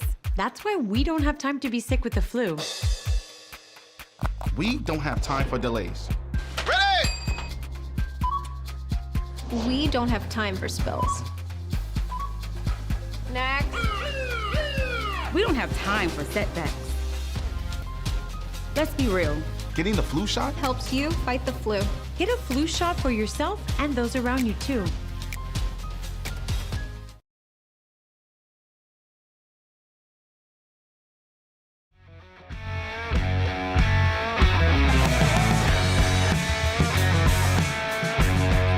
Cowboy State Daily Show, finally Friday. How have we gotten to the last hour of the show and I have not yet? I should have led with this story, and I've been doing things like talking to the governor. I mean, that's all good, well and good. Talking budget session. How have I not spent minute one on the stripper who's waving a gun around at another stripper fighting over the guy who's stuffing $5 bills in the panties and not $1 bills? I would fight over that dude too. He's mine, she said. And then there's the boyfriend, and then there's... I mean, this is juicy stuff. This is Florida news here in Wyoming. I don't know if I should touch any of this. I really don't. Never mind. Maybe I really don't. And you know what's so funny is the reporter, and I don't think I'm talking out of school here, but the reporter is the most kind, gentle, a terrific reporter. And I tried I tried when I interviewed him to, get the video and the audio for the newscast. I said, Dale, I need you to mention her stripper name in the report. Yeah. No, I just wanted him to say Dale's the kind of guy that refers to strippers as exotic dancers. Yes, he will not say the name. He will not say the word. Right. He wouldn't say it in the morning meeting either. Bless so him. I was thinking like, okay, Dale, this is what I need you to do. I need you to say, and I'll just use Jane Doe, whose stage name is Candy Crush with a K. or Dale, what I want you to say is Jane Doe, who I've seen perform before, and I never got an inkling that she was capable of this. He would have none of it. None of it. And that's what I love about Dale. Dale is just such a down-to-earth, nice guy. Yeah. But he's also a darn good reporter. So he got the details you're not going to find anywhere else. But I just wanted him, who goes by the name Jolly Rancher, or whatever, he wouldn't do it. He's one of the few reporters Cowboy State Daily could assign the story, because anyone married, you get telling your wife, the boss wants me to go down to the den and cover this story. Oh, no, you're not. Oh, no. Yeah, that ain't going to go. No. There's no, you're going where? Oh, it's research, babe. Yeah, it's research. It's for the job. It's for the job. I got to interview other exotic dancers, right, or whatever. No, this is in all seriousness, it's a horrible story in that this woman basically just just freaked out and basically tried to run over her boyfriend, attacked other people, stole a gun. And I didn't check in with Dale this morning. I'd have to ask him. By all accounts, she's still on the run. She has not been arrested.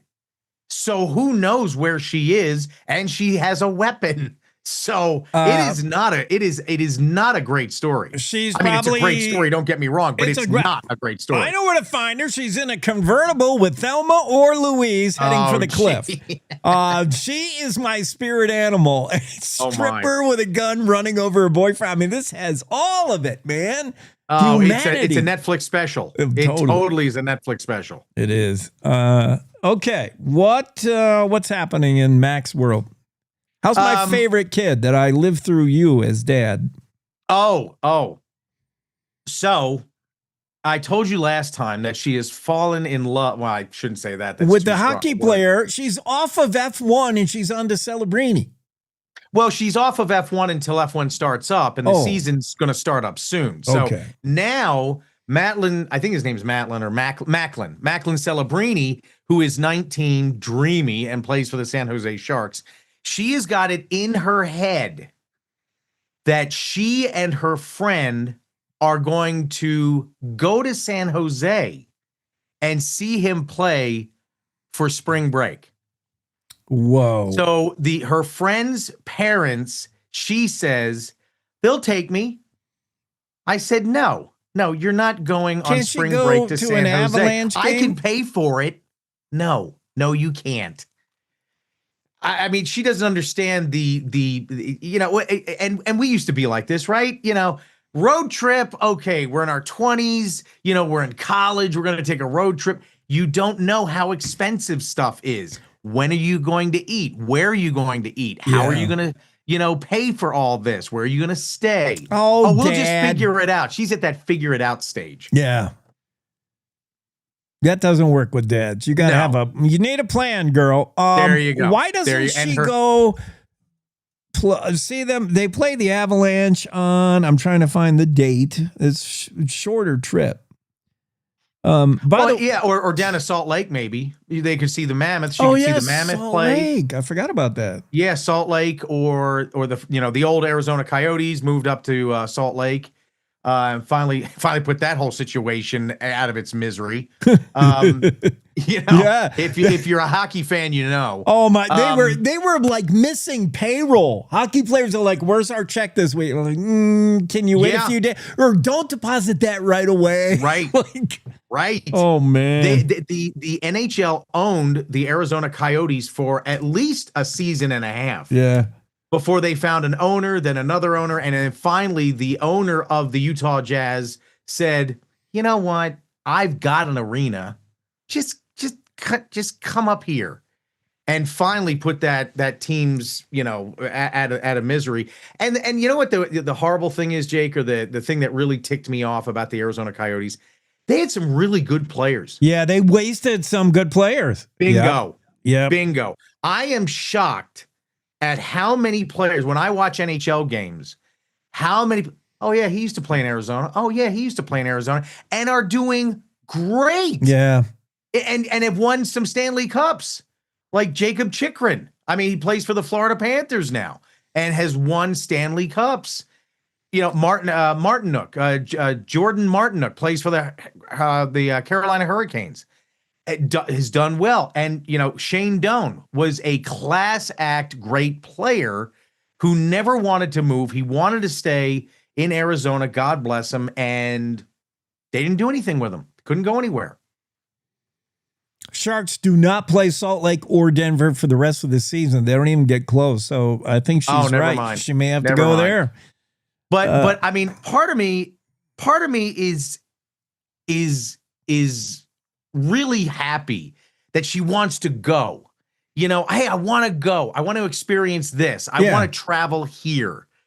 But like the other day, because my son is in 4th grade. Her brother's in 4th grade. 4th graders I think it's Wyoming. I don't know if it's all across the country. 4th graders get into state parks for free. Oh. It's this program to get kids to the national parks, right? Which is great, fabulous. So mom says, "Oh, I think we're going to go on vacation to a bunch of national parks." And my daughter, "Why do we have to do everything he wants to do?" And he shoots back, "I don't want to go to national parks," because he doesn't like getting in trouble with his sister, right? "I never said I wanted to go to national parks." And then it becomes a thing. But I'm glad she wants to go. I'm glad she wants to experience, but it's like, and how we're not dead, Jake, I don't know. It's not like when we were in our, teens and 20s where we should have died 3 times over going to Vegas or going to DC or New York. Hey, we're going to go check out a concert. Remember? You would get a bunch of buddies and you'd go up to CBGB's in New York, or you'd go down to the 930 Club in DC and see Dave Grohl before he was in Nirvana, or you'd see Corrosion of Conformity, or you'd see the Ramones or something like that. And like I said, we should have been dead like 3 times over and we survived. I don't want her to do that. Maybe that's just me being overprotective. Yeah. I mean, you feel lucky to have escaped the Grim Reaper on all your dumb decisions, and you want to the next generation are like, benefit from my experience. Don't do that. You're not doing this, and you're not. But you got to also do stuff. Celebrini, San Jose. That's a positive dream to pursue. I think. Absolutely. Expensive one, I but applaud her. I applaud her for it. It's just the reality of you're going to ask this friend's parents to foot the bill for all your stuff. Oh yeah, they'll do it. No, that's not the way it works. That's you should never be a burden. You know what I mean? So, who knows what's going to happen? Well, I do know what's going to happen. She ain't going. I know that. But, I applaud her for wanting to, but we can't do it. We can't do it right now. Instead, you can invite her March 14th to a TV watching party when my Montreal Canadiens and the San Jose Sharks go at it, and I'm going to have to root for the Canadiens. Sorry, no Celebrini that night. And that's March 14th, March you said? 14th. Yep, 7 o'clock.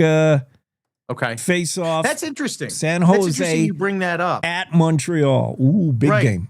And don't get me wrong, Montreal is one of the original 6. I mean, it's a tremendous franchise. Come on. But you're from New York. How did you become a Canadiens fan? Why not Long Island, New York Rangers? How did you become a Montreal fan? I'll tell you how. Same reason I didn't necessarily gravitate to Buffalo. I grew up in Canandaigua, which was very near the Canadian border. And a radio at night, I used to do, go to sleep with the radio under the pillow. And the only station that came in with hockey games, even better than Buffalo, was Montreal. And even though the games were in French, I through a language barrier and bypassing the local Buffalo Sabres and the perhaps New York City team, the Islanders or the Rangers. Yeah, I just gravitated to Montreal. They're the best. I mean, wow. You know that. Even though I had later, when I moved to New York City, I had season tickets for the Rangers 2 years, and I came sort of a Ranger fan. But now, Montreal, Celebrini that day cannot score. Sorry, can't happen. Okay. March All right, I'll 14th. tell her that. Yes. I'll make sure I tell her that. You tell that teenager's hot shot to cool it on March 14th. Maybe. Yeah. Yeah. It's interesting how people, like some people root for their dad's favorite team. Like if their dad grew up in Boston and now lives on the West Coast or wherever, that they're a Red Sox fan. Me growing up in Baltimore, you had to be a Baltimore Orioles fan. There wasn't a team in DC. And then when the Colts left town, because remember the Baltimore Colts was there until 1983, you did not root for the then Redskins. You did not go to the Eagles. Oh, yeah. You did not, root for the Pittsburgh Steelers. It was always, we just don't talk about football anymore until we get another team. And Baltimoreans know we were always going to get another team. It was just a matter of when. We have some degrees of separation on the Baltimore Orioles because I grew up watching many AAA Rochester Red Wings games, which at the time you watched those kids go on to be Baltimore Orioles, and you got to see guys like you could afford to go to a game. It was like $5 a game. You could go see the Red Wings, and then next month you would see them on the Orioles. You'd be like, I know that guy. Right. Yeah, that's a fun team. Yeah, so, I mean, again, like the Montreal Canadiens, though, they haven't won much of anything in the past how many decades? All right, we're going to have to adjust your volume to 0. Shut it, Watson. 93, we got more banners hanging from our rafter for Stanley Cups than any other team. Now, it's been a while. Right. Oh, you're right. Absolutely. But the Orioles haven't won since what? The World Series since since Cal Ripken's, I think, rookie year or second year. The Orioles haven't done anything. And now it's like in the NHL, it's Florida. It's Tampa Bay. It's the Dallas Stars. What? I mean, all these Southern Sunbelt teams are winning. And you're like, why can't really the Canadiens or hey, what about the Winnipeg Jets or the Edmonton Oilers? Can a Canadian team win? That's really been frustrating. Yeah. Celebrini.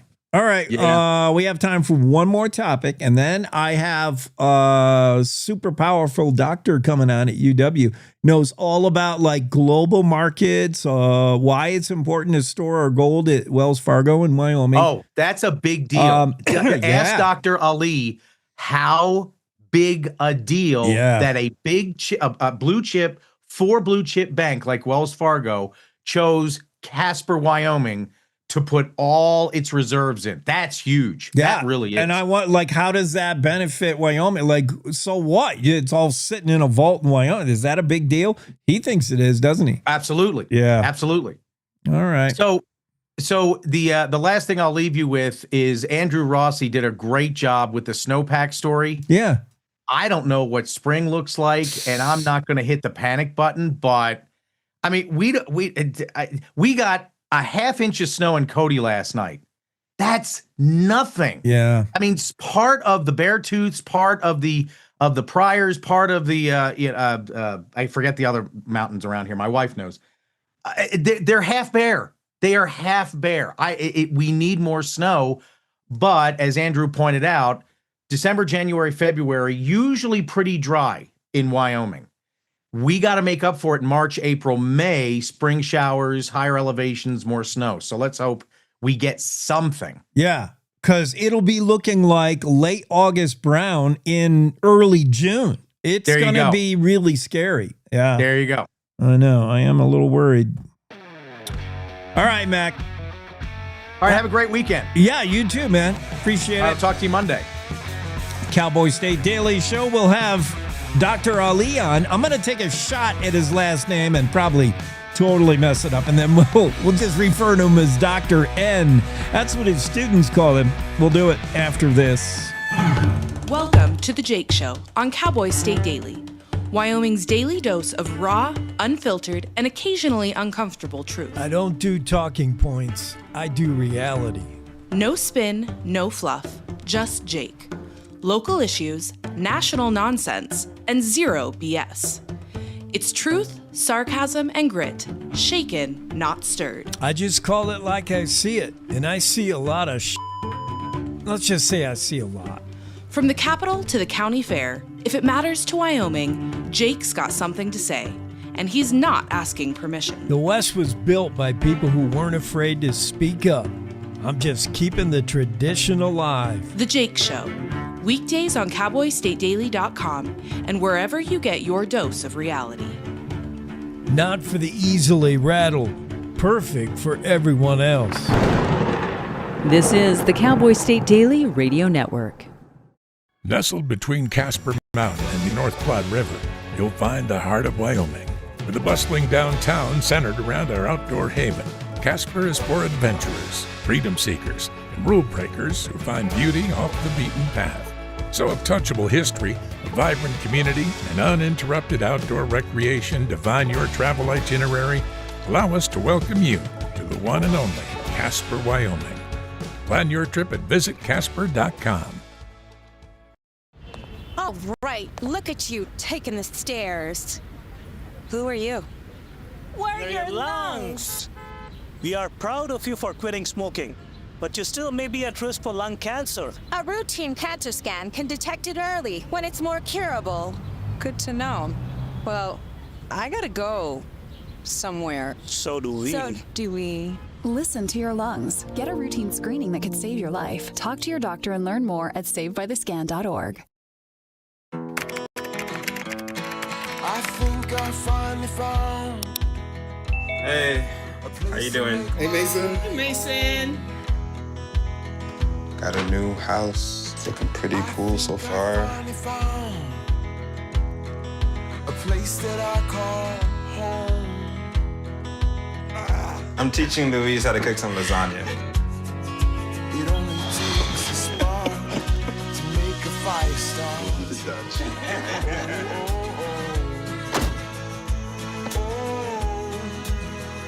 Thank you. Study, please.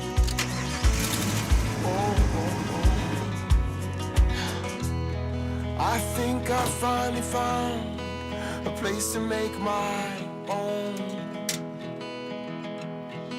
A place that I call home. This place that I call home. Cowboy State Daily Show with Jake on a finally Friday. We saved the best for last as we wrap things up today. It is Dr. Ali Nejadmalayeri. Wait, I know I can get this name right. Dr. Ali Nejadmalayeri.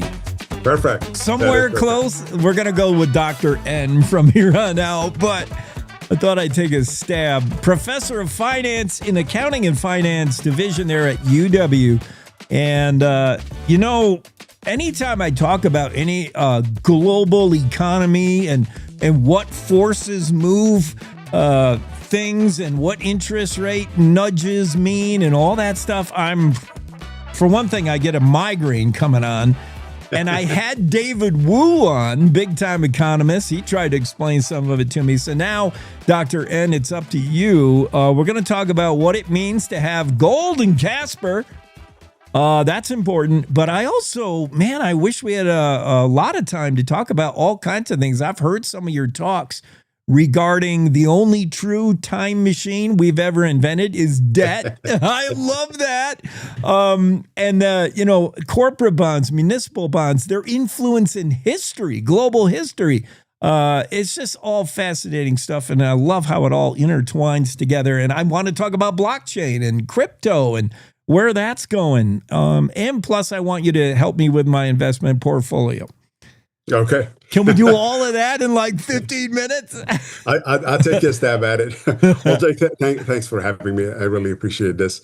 As you said, the move is historic, and it means quite a bit about what Wyoming has achieved in the last few years. placing itself at maybe not the center, but certainly at an important intersection in the financial global system, especially with blockchain laws that we've passed, and we've been, innovative in that regard, and the first in the U.S. among all the estates.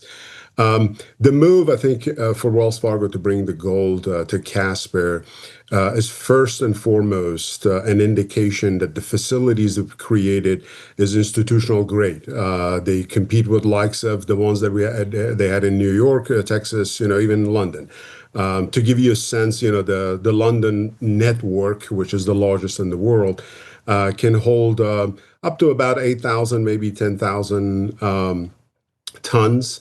The ones we have in Casper, depending on how you count and what they can do, it's anywhere between 1,000 to 5,000. So it's pretty sizable, and so that's absolutely attractive to institutions who've got a lot of gold and they want to send it somewhere that is not only safe, secure, but has access to rails, to roads, to electricity, everything that is needed to keep a facility up and running in a most secure way, and instill trust in the client base. So that is concern number one, the actual infrastructure and the actual brick and mortar of a gold vault that needs to be considered. And I didn't know Wyoming was even on the map for that. Yeah, so we're new. We're one of the latest that added to few that exist here in the U.S. I think there's big ones in Texas. Utah has one. Delaware has one. I'm not sure about the size of them. They're mostly to sort of serve the IRAs and et cetera. But the big one, obviously, is the network in New York. New York has few of them that serve various large banks and Federal Reserve in the area. And obviously, New York has historically been the central financial universe, at least here in the U.S. So this is a great indication. That this shows that the sort of a democratization of finance. It's gradually and slowly, but certainly it's working its way through.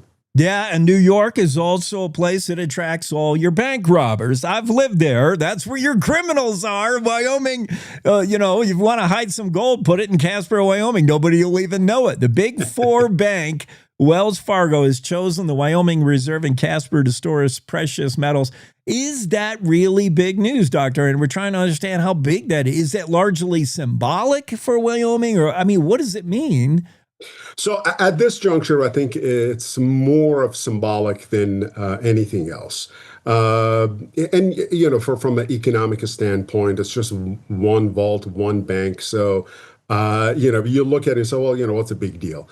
What it is one of the largest banks in the U.S., which has a very large sort of wealth management arm as well. I want to say probably number 2 or 3, and as far as wealth management goes, is chosen to sort of create their safe here in Wyoming.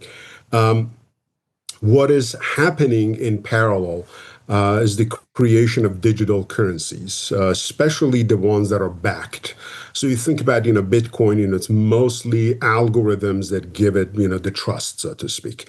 But when you think about the stable coins, which, Wyoming has been in the forefront of it, we've been trying to make great moves in that space.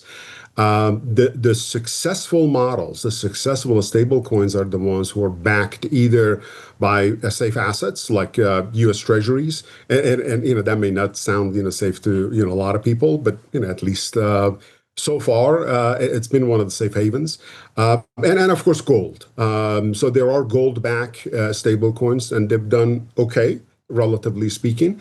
But as all banks are trying to move in that space. The thing that they have to be able to show at any point in time is that if they claim that there is a ton of gold back in it, well, there is a ton of gold back in it. And you can verify that, you can check that, et cetera, et cetera. And so all of that, having a industrial sort of institutional grade place that everything can be verified, everything can be sort of double check, triple check, and make sure that when the bank says that I have the gold is actually in place, that becomes extremely important. The other thing, of course, is that as the trades happen, sort of a debit credit of accounts have to happen, but this is not numbers. Like, I mean, this is actual gold that has to move around. So, the fact that this is a very large facility in Casper with quite a bit of, capabilities makes it a lot easy doing the debit credit, because all it takes is to move stuff from one shelf to another one. Yeah. So that's the other angle, that if we got large enough facility, it's like a large sort of accounting book. I don't necessarily have to worry about where and how I move stuff. I would feel a little more confident with our frontier stable coin in Wyoming backed by gold, for instance, because I worry about Bitcoin. I see the volatility of it, the novelty aspect. I still don't know if it's mainstream yet. Now, you think it will be? Is crypto the future? So I want to say cautiously, the answer is yes. I actually had a sort of a talk a few days ago with a few students out of Texas, actually. I think mostly this is a demographic issue than a sort of financial issue. Every generation falls in love with the type of financial instruments that they've had success with. 200 years ago, if you were a well-to-do, wealthy American, you park your money in corporate bonds because that's what wealthy people do, and they did really well. Stocks were for, the other people. And today, the baby boomers, they're all in love with the stocks, and that's how they made their money. That's how they protected their wealth, et cetera, et cetera. And so the next generation has to wait a little bit, probably about a decade, before the wealth transfer from last generation to new generation is well on their way. And then you can see that their preferences is going to become, mainstream, because they've been trading this stuff. They've been playing around with this stuff. They love it. They want it. Digital is what they grew up with. This is digression, but I'm going to give you an example. There's a company called Intuitive Surgical. They make Da Vinci robots that people do surgeries. These are expensive. You can't just do everything with them. If there is a problem, you have to sort of pull it out before the surgeon can actually get to the patient, et cetera. So you have to ask yourself, why is it that they're so popular? They make so much money and they sell all of it. And I asked a friend and said, well, in our generation, people grew up doing cursive and things like that. So you had a special dexterity that was built into that generation. And a fraction of them were so good that they became surgeons. They would move the needle, the knife that you couldn't even see it. This generation grew up playing video games with joysticks, and that's what these robots have. So a lot of this stuff is generational. How we grew up, what we grew up with, what we're comfortable with. That would eventually become part of our lives. It's just going to take a little bit of time. That's fascinating. I wish I was in one of your classes, because I imagine the students raise their hand and their only question is, should I buy or sell NVIDIA right now? My questions would be way more macro, like the roles demography and technology play now. You are steeped in municipal and corporate bonds. That's you cover a lot of ground to be able to get from some of the more traditional historic investments portfolios to today's stable coin and digital assets. That covers a ton of ground, and it's fascinating. Tell me about currencies and this notion, like, did your job become so much more interesting when the U.S. got off of a gold-backed dollar? I mean, what did that do? That was historic, right? So it was a little bit before my time. Yes. I know it's hard to believe that. But obviously, this sort of falling in love with gold as a backing assets and then falling out of it, and back and forth has been happening quite a few times in the last 200-300 years. The most recent one, as you said, was during basically Nixon years, where U.S. decided that we're not doing the exchange of dollar for gold. And mostly was because the countries that we helped to grow, mainly Europeans, they became rich and richer, perhaps in comparative. And so, for them, they didn't need the dollars anymore. They wanted their gold back. And it can tremendous amount of distortion. When it's a one-off thing, small transactions, it's a no big deal. But when you have a cascade of very large economies, very large clients, showing up, you could have equivalent to a bank run on a country. And so, it was very clear that, this is not sustainable. We just can't do this anymore. But more importantly, I think something that is probably less discussed is that if you think about all the gold that has ever been, took out of the ground and, turned into something, whether it's jewelry or bars or whatever have you, it's basically a cube of about 70 feet each side. This is not that big of a deal. I mean, this is not that big. It's just that we put so much value on it that cube could be, as big as about $15 trillion. Then you have to think about, well, if it's not that much, and if it's hard to mine it, if it's hard to refine it, et cetera, and we have a much faster economy that is growing, a much faster population that is growing, et cetera, how then can we create money, a means of exchange, just at the rudimentary sort of a base? How can we create money and how can we back it up? And what we decided to do, something you originally started, we basically doubled down on the notion of time value. When you think about it, the beauty of Brits creating the first sort of a government bonds, if you will, was that they made a contract with themselves. They sort of said, I'm going to be a billionaire 30 years from now, so I'm going to credit my own account today for $1 million. To be able to do what it's needed to get to the billion. Now, it requires tremendous amount of discipline, right? Because anybody can do that and then go off and do all kinds of crazy stuff. And so what we tried to do was we tried to institutionalize that notion that we're a large economy, we're growing really fast. When you think about it, our gold matters, but what more matters is our productivity. That's what gives us the power, not the gold. So why can't we just back it up with our own promises? And that's worked fantastically well for a while until I think we kind of strayed from the path and we started doing crazy stuff with it.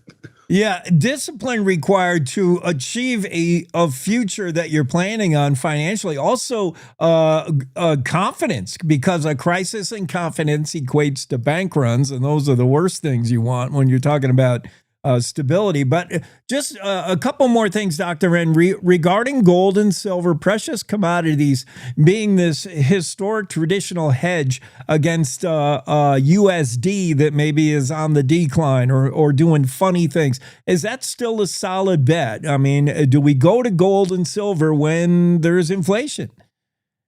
So I don't want to be an alarmist here, but you're absolutely right. Historically, in times where people have lost, or at least partially lost, trust in the prudential management, financial management of their currency, for a variety of reasons, there are a host of things that why that could happen. They've sort of chosen to go to something that is more tangible, and per se, like you said, gold and silver has historically been that safe assets. Something that we've been familiar with for thousands of years, have always felt that this is something that we can trust. If we can't trust ourselves, our government, etc., at least we can trust this one thing. And since pretty much it's a shared value around the world with all humanity, no matter who you are, where you're from, it gives you extra level of safety. That it's not so much that I'm in trouble, but if I want to go somewhere else, I can just take gold with me. There lies, the sort of a trick here is that it is, like you said, they're precious metals, but they're also very heavy. I mean, they're not easy to carry with you around, etc. So ultimately, when you try to generate growth, you try to build business, grow economies, it's very hard to do this with gold and silver. You need something that can move around very fast. And I think one of the things why this move of Wells Fargo is important for Wyoming is exactly because of that. That it becomes a back end for something that is digital, that can move around much faster. So at the speed of a digital economy can move around. I think that is basically what it boils down to. To your point, I think it's always wise, if you feel uncomfortable and risk averse, to have a little bit of something that gives you a sense of safety. I don't necessarily think that it should be all of it. I think we've shown as an economy, to sort of repeat what Warren Buffett has said many, many times, that he trusts the U.S. economy, right? Who we are, our ingenuity, our work ethics, creativity, et cetera, et cetera. I think that's what ultimately wins the day. But there are times that we're nervous, jittery, and if you want to add a little bit of safe assets, more power to you. Yeah, but it just, gold, similar to Bitcoin, it lives in idea space. Gold's on a shelf in a vault in New York, London, and now Casper, and Bitcoin's on a hard drive. Neither has the liquidity. Neither is going to buy me a pack of smokes and a Red Bull at the Maverick store. How do I make that a spendable thing? I don't know. No, you're absolutely right. You're absolutely right. I mean, that has been the sort of a challenge, like you said, for gold and silver for a very long time, and more recently for cryptos. That the adoption rate at a massive scale, in the entire economy and society has been slow. Obviously, use cases everywhere you go, like buy something at a grocery store. It's there are places that they accept it, but it's not everywhere. So those are real challenges, right? At the end of the day, it's about using money for convenience, and if the asset can't deliver that, then that's a huge limitation. Doctor, and let me ask you one last thing, and then we'll let you go. We're so lucky to have you on today, this morning. When it comes to things that create influence on global markets, whether it's the price of gas at the pump, and you have one day of an Iran conflict, and all of a sudden diesel now is over $4 a gallon. One day, the influence of what the Federal Reserve might do, bumping the interest rates up or down a 0.25%. I mean, any news today? There's so many external forces that move on the market and remind us that so much of the market is speculation, and then you fear about a crash or something. But has that always been the case, where things can really externally mess around with the market like this? Absolutely. It has. Absolutely. I mean, that's a history of financial markets. Yeah. You have two different type of people who come into financial markets. The long-term investors who are trying to save for retirement, the house that they want to buy, kids' education, et cetera, et cetera. And those are always been intermediate to very long-term planning. So the questions you should ask yourself is not, like you said, it's not whether there's a conflict and oil price went up, et cetera, et cetera. It's much more fundamental. Do we trust the economy we're investing in or not? Does it have what it takes to generate the growth? Where are those pockets of opportunities? And if the answer to all those questions in the long run, or at least intermediate to long run, is yes, then there's nothing really to be worried about per se. The value of the portfolio would go up and down for sure, but the trajectory is high and up, and that's all it takes. Now, if you're trying to make a living, I mean, literally like professional gamblers who go to casinos and trying to make a paycheck, so to speak, out of the activity, well, that's a different story, right? I mean, then the gyration in the stock market can become huge headaches or windfall. There are days that people are extremely happy because of what they did, and the next day, not so much. The sort of advice, I guess, varies who's asking. But if you're trying to save for future, for whatever purpose, it makes sense to be patient and not to get too worried. At the end of the day, you look around the world. We are still, and among all advanced economies, we're one of the younger ones. We still have good population growth. We have some of the best universities in the world. We generate great ideas. We generate great minds. With all the problems we have, you got to think about it that, if a kid in our schools, whether, pre-university, at university, wants to explore an idea, they had pretty much what it takes to do it. This is not the case for majority of the world. If you have a great idea, you might not ever have a chance to explore it. That in of itself gives us an edge that it's almost unmatched, right? So there is a lot to be positive about. I know I sound like an outlier when I say that these days, but there is a lot to be hopeful about.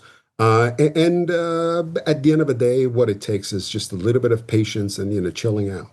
And positivity for Wyoming as well. We've been on the forefront of tech and the future of what money is. Digital assets, our stable token. We've been ahead of the curve on that. And now we find out we also can do it old school with a bunch of gold bricks, gold bars in Casper. I love it. You saw the name probably in the story in the Cowboy State Daily.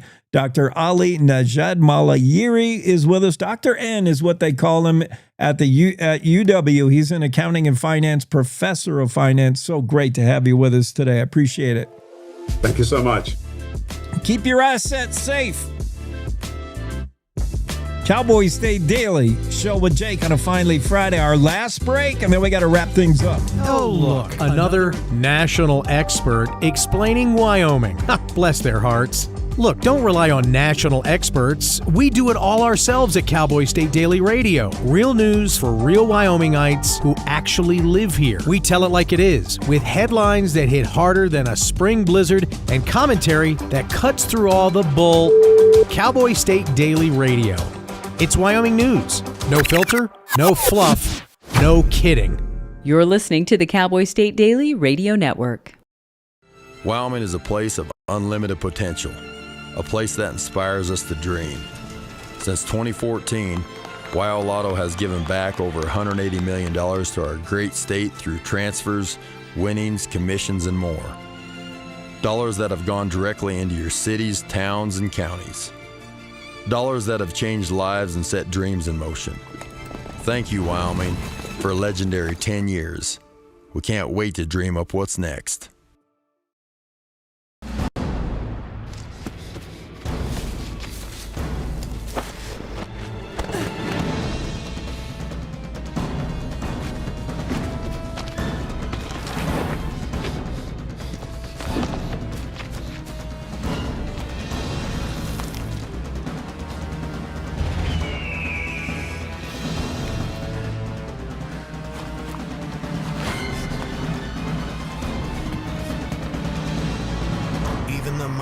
Might not see it coming.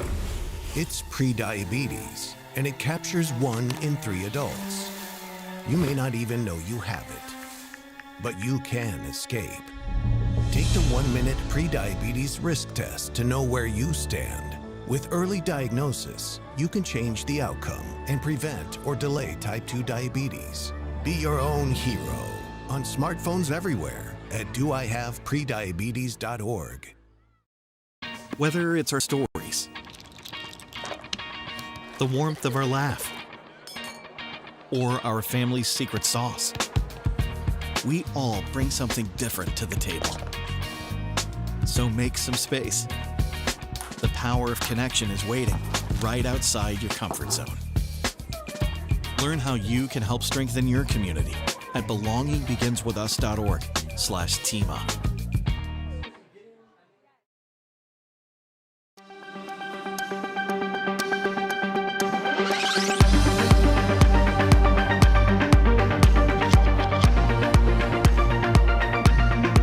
Cowboy State Daily Show with Jake. Finally Friday, we're going to do this day in history. Not too much happened this day, March 6th, honestly. It's kind of a quiet day, so won't take much time. 1836, we told you in the past couple of days, the news of 1836 in early March was the ongoing 12-day siege of the Alamo. Today, officially in 1836, the Alamo fell to Mexican forces on this day in history. 1866, 30 years later to the day, Buffalo Bill Cody married Louisa Frederici in St. Louis, Missouri. This day in 1884, Sheridan, Wyoming was officially incorporated. Sheridan named after Philip Sheridan, who was born on this day. Famous general, of course, General Sheridan. 1884. Happy birthday, Sheridan, Wyoming. I wonder if they're celebrating in the streets today in Sheridan, or if they even know. I'm sure they do, right? It's their own town. 1933, nationwide bank holiday declared by President F.D. Roosevelt went into effect. We told you about that yesterday when FDR announced a nationwide bank holiday. 1973, President Richard Nixon imposed price controls on oil and gas. That was part of the whole oil embargo and gas prices. I have a vague child recollection. I wasn't driving yet, but I remember the oil embargo, 1970s. I sort of think I remember gas rationing was so bad. You could only fuel up your car, your old Buick, whatever you were driving back in 1970s. You could only fuel up on like odd or even numbered days. We were rationing fuel so hard that if your license plate ended with an odd number, then you could only visit the gas station on an odd day. And vice versa. I mean, times were tough, and they're still tough. Look at price of a gallon of diesel today. 2008, former President Clinton, then former president, still former President Clinton, spoke at the University of Wyoming on this very day in 2008. All these things happened on March 6th. Hi, and welcome to the Rodeo Roadshow. I'm Will Rasmussen on the Western Ag Network. Today, my brother Flint Rasmussen talks about our get-together in Rapid City when he was out on the dirt and how fun that was and kind of how it all came to be at the award-winning Rodeo Rapid City. Flint Rasmussen, the award-winning entertainer in both the PBR and the PRCA on the Rodeo Roadshow, coming up next. Cattle producers make plans to attend the 52nd annual Loosely Red Angus Production Sale, Tuesday, March 10th, 1 o'clock p.m. at the ranch in Ashton, Idaho. Selling 100 yearling Red Angus bulls designed to add value, improve your herd, and go to work year after year. Also offering 40 open purebred heifers straight from the replacement pen. View the catalog, watch videos, and find more information by visiting looselyredangus.com and bid live at liveauction.tv. Loosely Red Angus, built for real-world performance. Calving season doesn't start when the first calf hits the ground. It starts now. If your cows aren't in the right body condition, you're already behind. That's why producers across the West trust Western Stockmans to keep mineral and nutrition programs balanced through the toughest months. Simplot mineral and supplement programs support strong immunity, healthy pregnancies, and the condition needed for live, vigorous calves. Visit SimplotWesternStockmans.com to find your local rep today. Western Stockmans, making health a part of your animal's life. So I loved it. I was lucky enough to be able to announce while you were in the arena, and boy, it brought back some tremendous memories and stirred up some emotions. Just wondering how that was with you. You know, first of all, on the professional side of it, I've been with the PBR long enough. PBR fans, pretty much everybody that works in this office. I work in an office full of 20 kids from the age of 24 to 32, you know. They know me as this guy that was jumping around, dancing, high energy, cheering. But you and I, we know that the real root of it is comedy. Mm-hmm. PBRs, I've always done some funny stuff, but really that walk and talk comedy, that's what made my career. That's what got me noticed in the rodeo business. Yeah, it was during the bull riding, the using the music and stuff, but the true didn't tell jokes. I always tell people, I don't tell jokes, I do comedy. So in Rapid City, Justin Rumford said, you do the steer wrestling. And I did this, and it just clicked right back. You know, we're that way at Christmas or whatever. When we get rolling, it's one after another. Flint Rasmussen on the Rodeo Roadshow. I'm Will Rasmussen on the Western Ag Network.